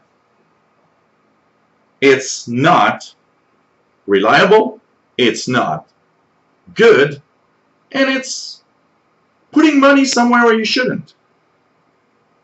Hey, Radio Canada International, just a couple of years before they went off, had DRM upgrade of the Sackville transmitter site. What a waste of money. I'm sure that upgrade could have paid for something better. So, I'm sorry, I'm ranting about DRM, but I gotta say one thing. It's not something that we have to work on. It's not what's going to make shortwave live at all. At all. Hey, take care, Tim. Always nice, even if it's a few seconds, a few minutes. Very, very, very, very cool to have you on board as usual. Don't forget Tim and Miss Lady Catherine and Bobby Burgess and Patrick Manning. The Windows live shows coming back August 8th, Tuesday, August the 8th, with the new format of the tech show. So hope you guys, for those that wonder, it's going to be a tech show. The format of the tech show is going to be the first hour news of the week. Then we're going to answer questions from everybody. And then I'm going to end the show with the good and the bad news and technology of the week. It's the new format coming on the Windows channel on August the 8th. And it all starts at 3 p.m. Eastern. That's 1900 hours UTC. Tuesday, August 8th. So, okay, what else do we have here? And you know, hey, hug, Tim. I know how sometimes things get out of control and difficult. Hey, take care, Guy Kisnell. It was nice to have you on board, as usual. Ashalakov says, how about easy licensing and cheap low-power shortwave transmitters? You know what, Ashalakov? I like... Okay, you want to revive shortwave a little bit? And I doubt governments care about that. You know, that's the biggest problem also.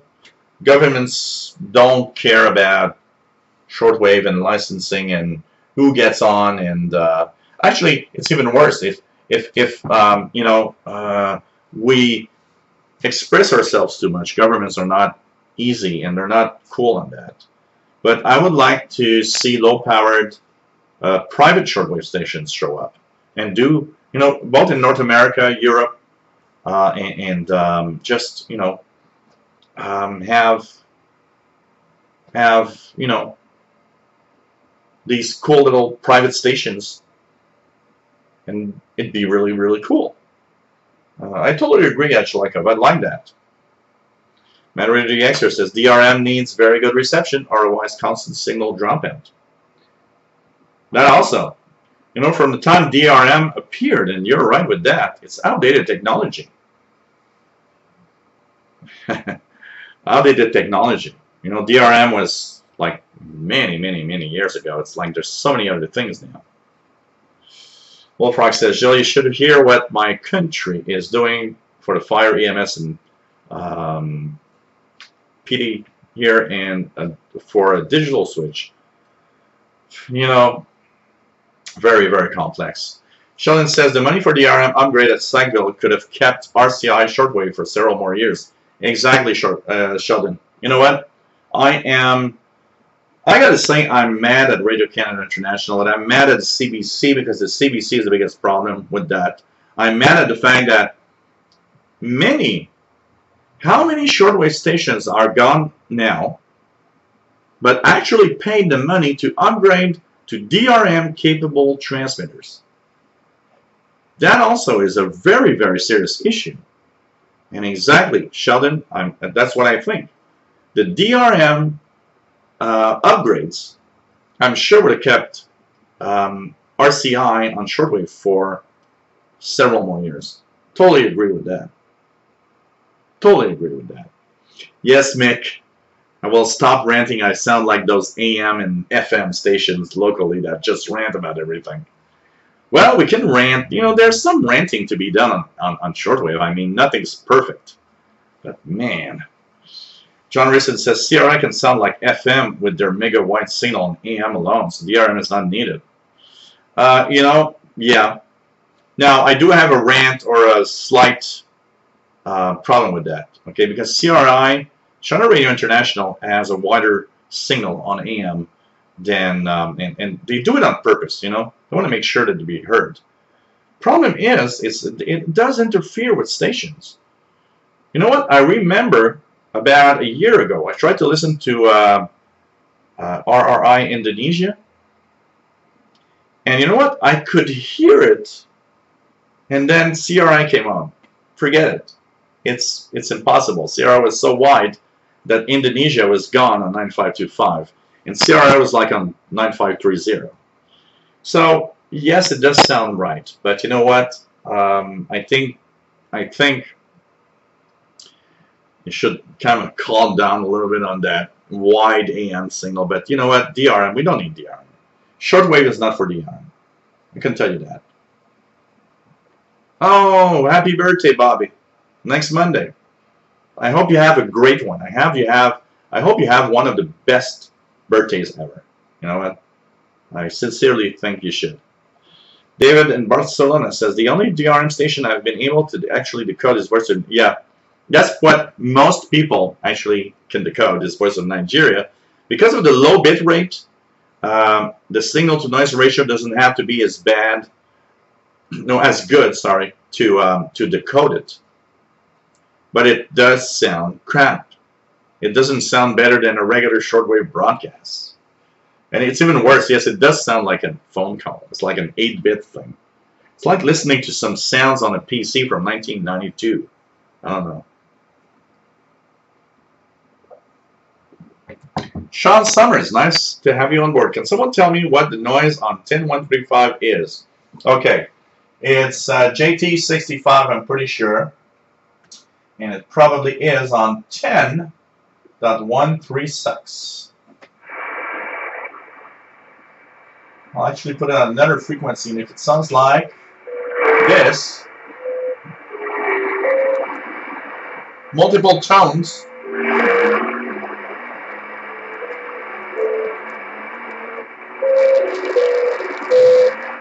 That's JT65. It's a digital mode from amateur radio. You can download WJSTX software on your PC and decode it. And you'll see that it's amateur radio's stations making contacts, Sean. Nice to have you here. Mickey Strange, hi there from Leicester, UK. Nice to have you here. Nice to have you here. What else do we have? Any Linux DRM decoders? I do believe that Dream, D-R-E-A-M, is also Linux, isn't it? Let me just check it out here quickly. Dream, DRM.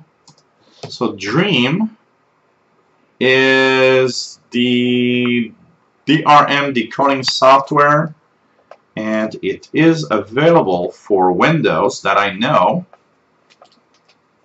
And it is, so it's a general public license. Let's check it out here. Okay, Dream files. Okay, so you've got Dream for Windows. What do we have here? Dream. Actually, I'm not sure. So we're at Dream 2.11. And yeah, there's a Linux one. There's Dream 2.1.1 for Linux. So you can try it out. Dream 2.1.1 for Linux is available to decode DRM. Bobby. Yeah, Sheldon. It's sad that our country, where radio broadcasting began, decided that the world didn't need to hear RCI on the radio any longer.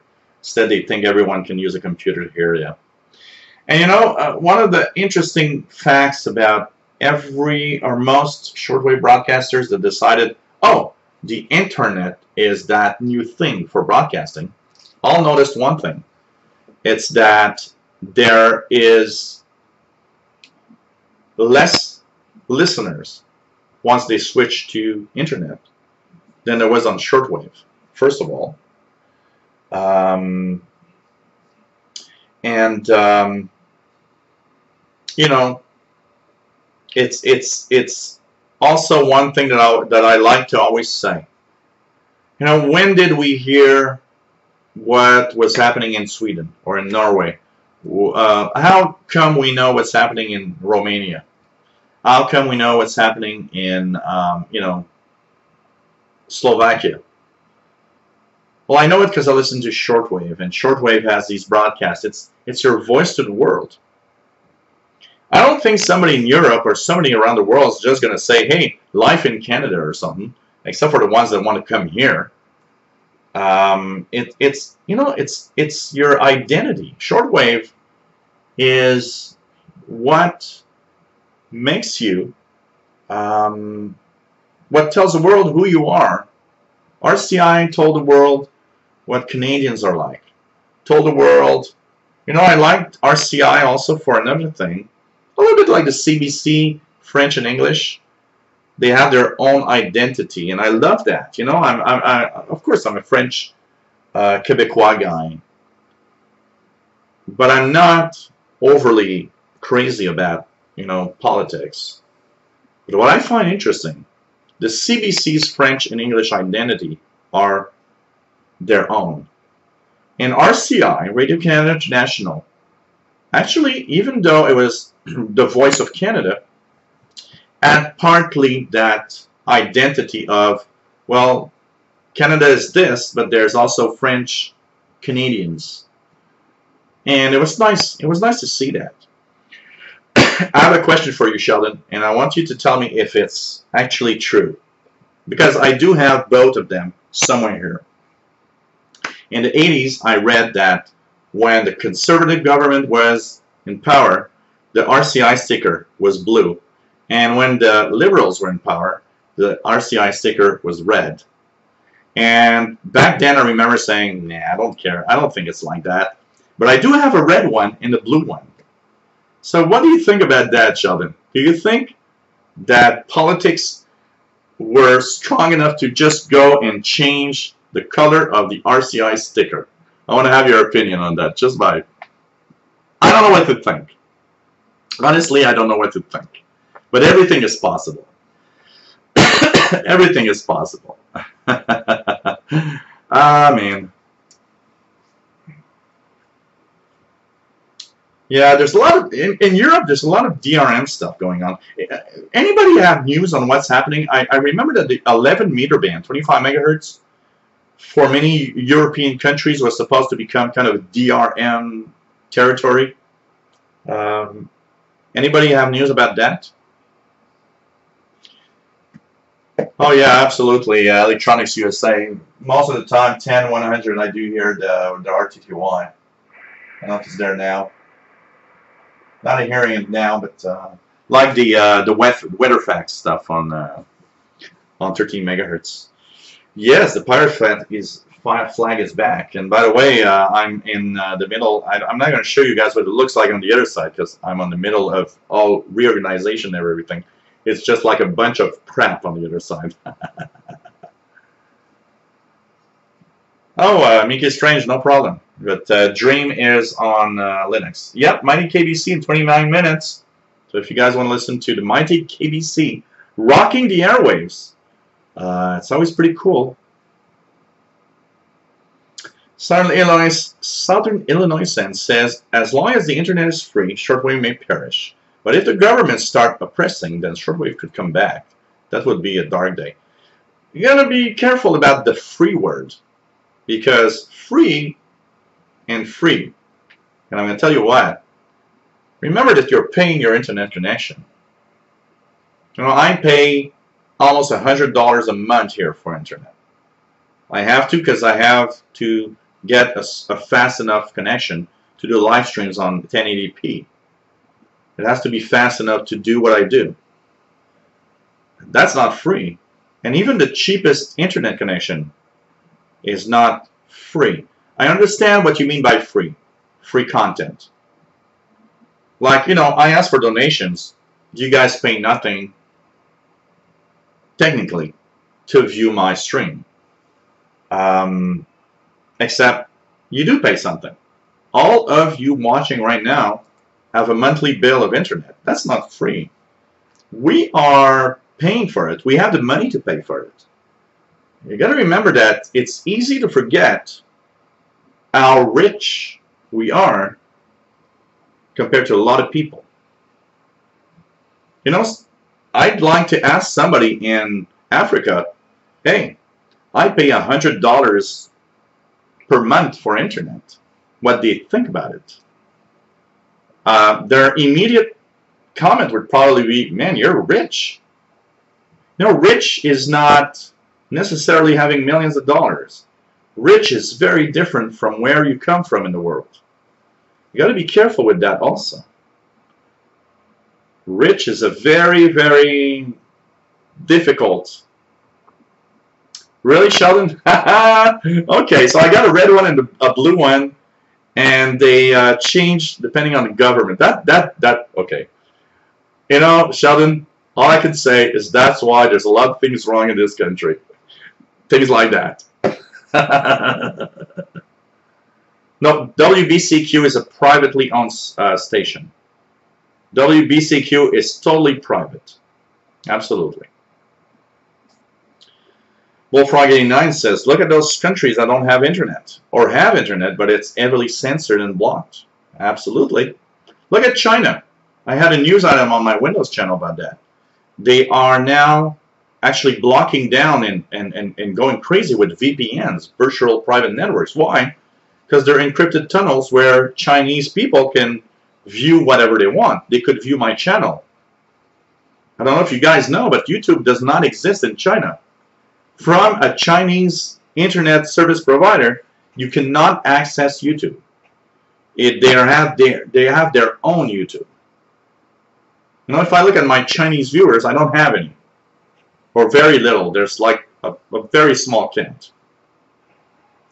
So, that I would like. I would like that, Sheldon. I would have loved, you know, that would be kind of a piece of history if, like, the NPD would have come to power, have an orange RCI sticker. This is kind of, come on, this is just too crazy. Yeah, there's there was talk Bad Radio DX, or I did read a lot about it, that some countries, I think including France, wanted to have some kind of local DRM band on 25 megahertz. So it's not meant for international broadcasting or anything. It's meant for local stuff. And I did read that there was something about that. This is so funny. This is so funny. John Ritson says, Jill, nothing is free at all in this world. We are very privileged in the life we live in the Western world. Absolutely. Absolutely. You got to be very, very careful with what we perceive as free. You know, I turn on my TV, I could say, hey, look at that, all the free content. It's not free because I'm paying a cable subscription. It's not free because when I buy a product, I pay part of that advertisement that was on that TV. We pay in some form somewhere. So we got to be, you know, it's very, very complex world. We got to be careful with what we think is free. Exactly, Sheldon. There are millions of people on the planet who this day have not even made a telephone call in their lives. You know, there'd be millions of people that would just see what I'm doing here and be so amazed that we're doing this. So that's why we gotta, you know, for me, $100 is still a good amount. I mean, $100 is not to take lightly, but I can pay $100 a month for internet, you know. Oh man, was there a Green Party in Canada in the 80s? I don't remember when the Green Party ever existed. Look, you know, here in Canada there were always a lot of parties. I mean, we have a communist party. Still to this day, I remember last time we went through the elections, I remember seeing that little communist party thing. There's like, you know, 10 or 12 or 15 different parties that you can vote for at every election. And so, was there a Green Party in Canada in the 80s? You know what? I voted for the first time in my life. I was about 23, 24 years old. For me, voting when I was 18 was more annoying than anything else, because I always thought that the government was like this big thing that never does what we need to have. And I don't care because my vote doesn't count. And, you know, as time went by, I understood that, no, your voice is, you know, is important. You know, I have a lot of friends around me that say, oh, I just waste my ballot by, you know, clicking. I just, you know, pour ink everywhere so they don't know where I'm voting. And one day I told everybody, you know what? That's not expressing your vote. If you do that, don't go vote. You're wasting time. I always tell everybody, you know what? Even if you know that that party, say the Green Party, say you are for the environment and the Green Party is that party for you. I always tell everybody, why don't you vote for them? If you answer back, oh, they'll never get elected, I'll always answer back, it doesn't matter. Because if you vote for them, each vote gets a small amount of money into that party. If you never vote for them, they'll never have the money required to actually one day maybe be in power. You know, here in Canada, it's not complicated. The Conservative Party and the Liberals have the most money of all. You know, it's like in the United States. You know, the Republicans and the Democrats spend so much money. It's almost crazy. It's like, okay, money buys votes. I'm sorry, but I don't agree with that. Money should never buy any votes. Unfortunately, money does buy votes. We can see it easily in everything we do. But you know what? Money should never buy votes.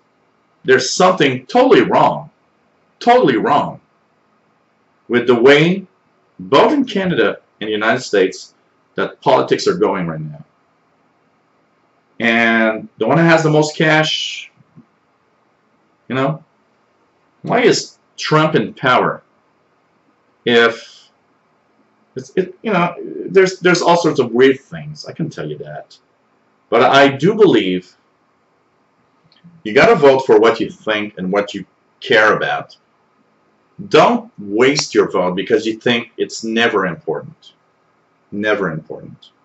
And that's what I got to say. That's what I got to say.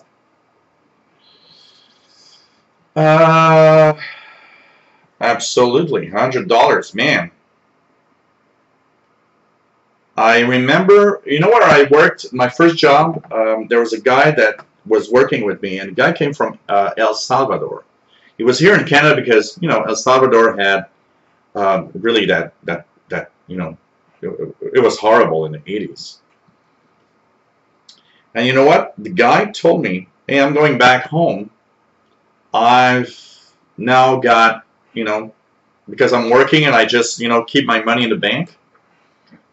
I now have $50,000. I can buy a home in El Salvador.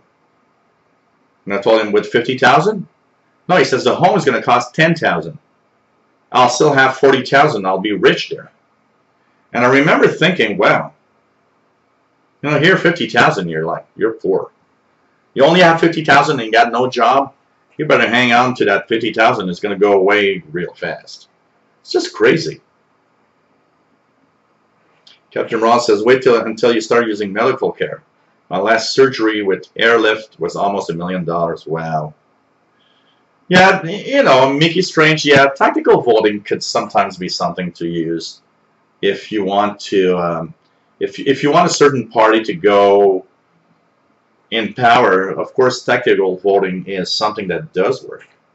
But man, it's just crazy. It's just crazy what we have today. It's just crazy, you know. And I do think that whether in the U.S. or Canada, our voting rights in our governments, everything is totally fucked up. I'm sorry. And let's change subject because I don't like to talk too much about politics. You know, I know it's a very sensitive topic. Okay. A few more questions before we leave. Okay, what do you guys think? Okay.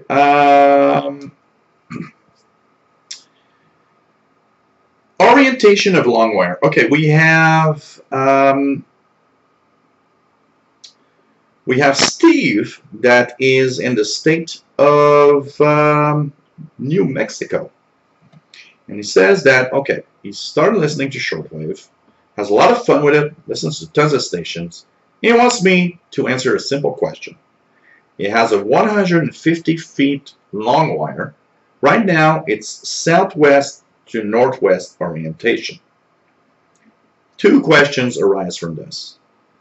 Is a long wire something that has directionability or not? And would I have any more reception if I change the orientation?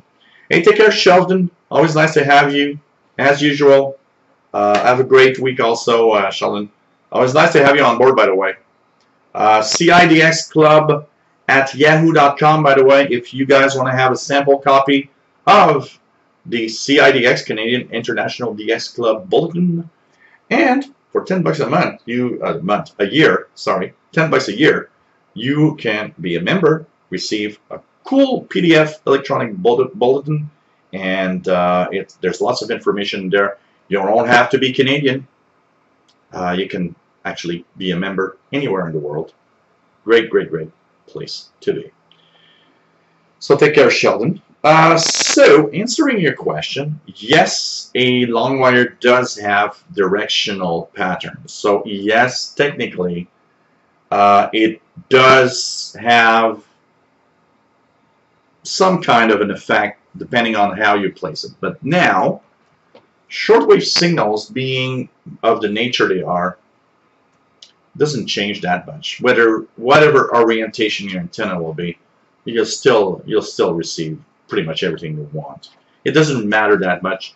I would put more emphasis on orientation of the wire so that you have the least noise possible, because the rest doesn't change that much, honestly. Bullfrog89 says, just ordered a TIVDO V115 to replace the Texan R911 on your recommendation. You're going to have a lot of fun with that. It's an amazing little radio, I got to say. Pretty amazing. And, you know, like, I'm just going to add something to your comment, David, that says, I hope not to be misunderstood. I value greatly to be living in democracy and everything.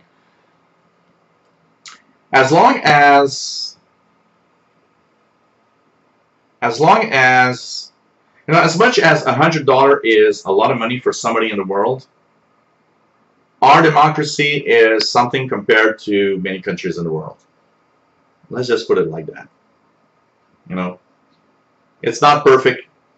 I don't think there is a perfect democracy. It's better than, you know, North Korea, an example. And really the extra says, don't want to talk politics, but here in the UK, the Conservative government wants to give a lesser-known party £1 billion to form a coalition.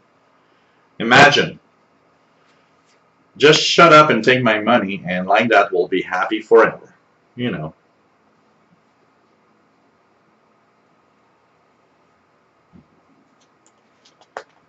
Mandarin the Extra says, a beverage will help more with the long wires so it can become directional. Well, the longer it is, I believe the longer it is, the more directional it is. But for shortwave, a beverage is not necessarily, well, low bands, maybe the low bands. Yeah. Okay, why some receivers? This question comes, this was a good question, though. A question that comes from Mark.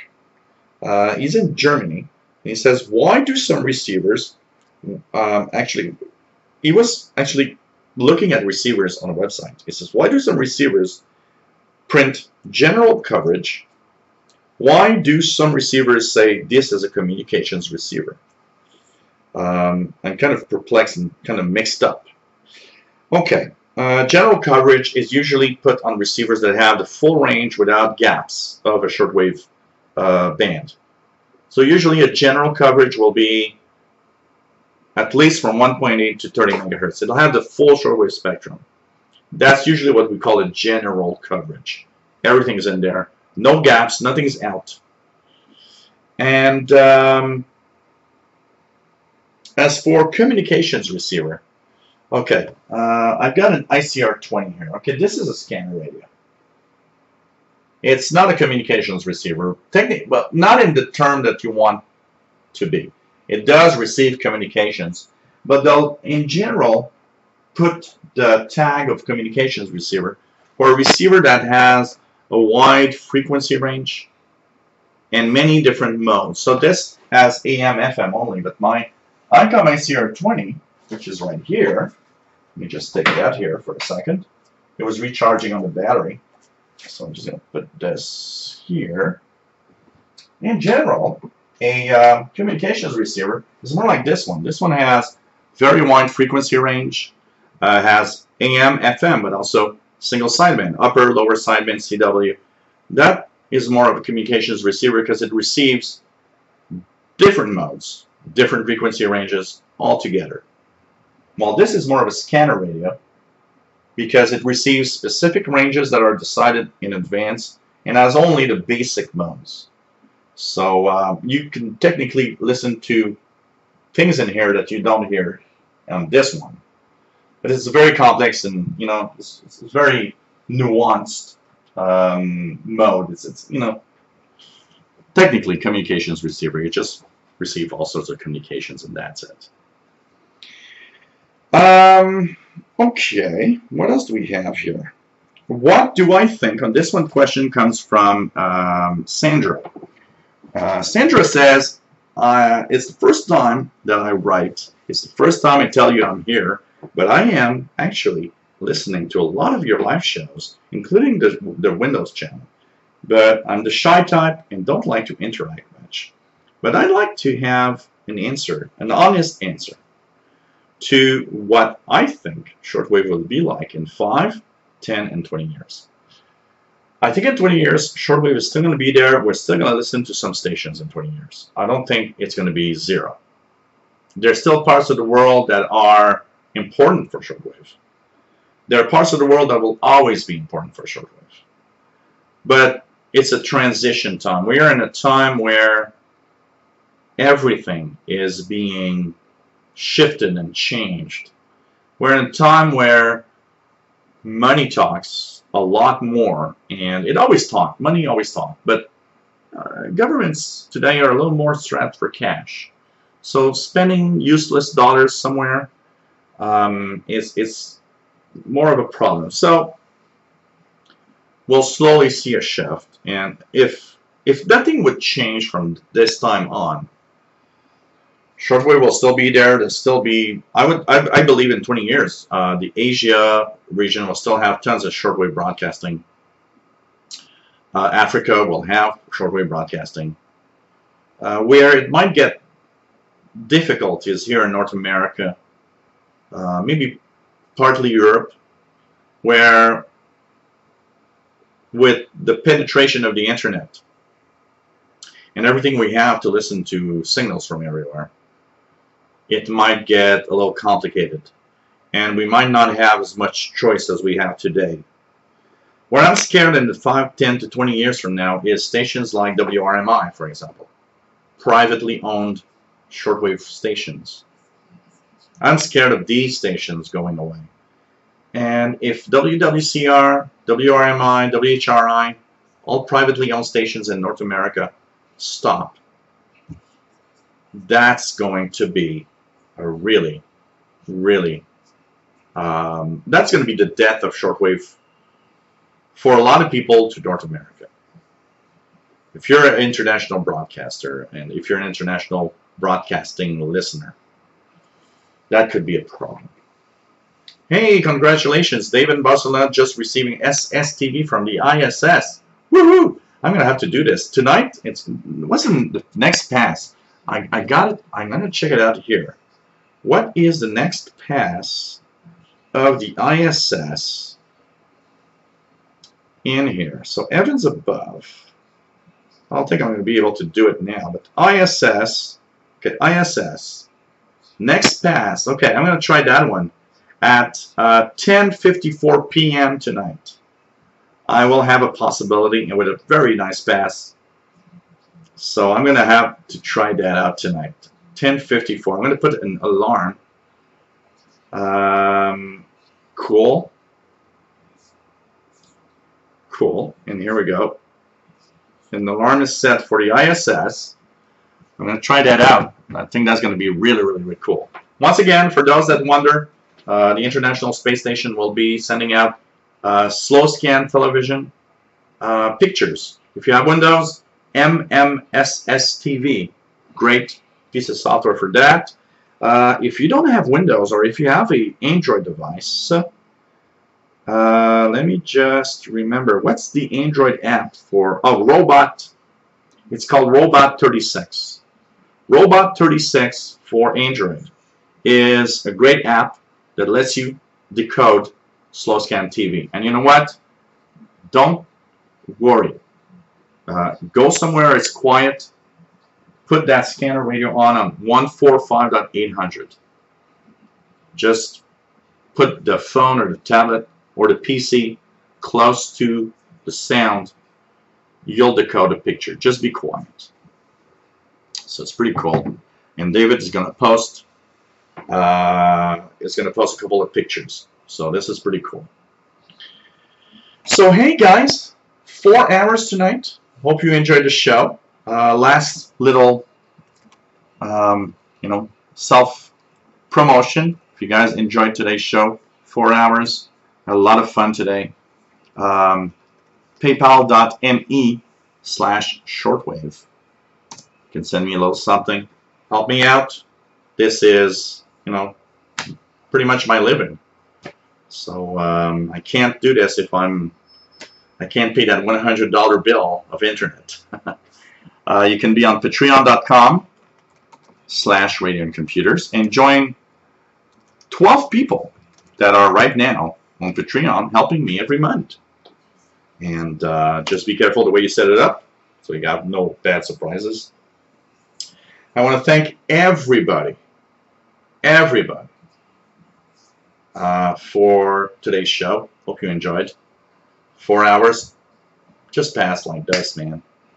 Thanks, everyone, for being here. Don't worry about it, Mad Radio DXer. And next show is next Friday.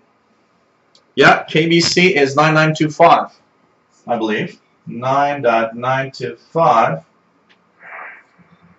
We'll stay just a few seconds more to see if it comes in tonight. 9925, Mighty KBC.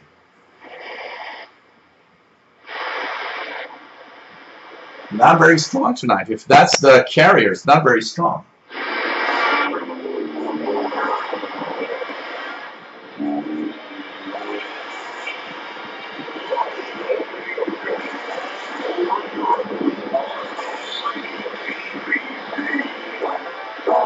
Mighty KBC just ID'd 9925 right now. So thanks, everybody. And hope you enjoyed today's show. I want to take care all. Stay safe. Next show is Friday. This coming Friday, July 28th, 2000 hours UTC. Take care, everyone. And thanks for being here. Without you guys and girls, there would be no show. Thanks all. And take care. Love you all, by the way. It's always great pleasure and an honor to have great people like you. Bye.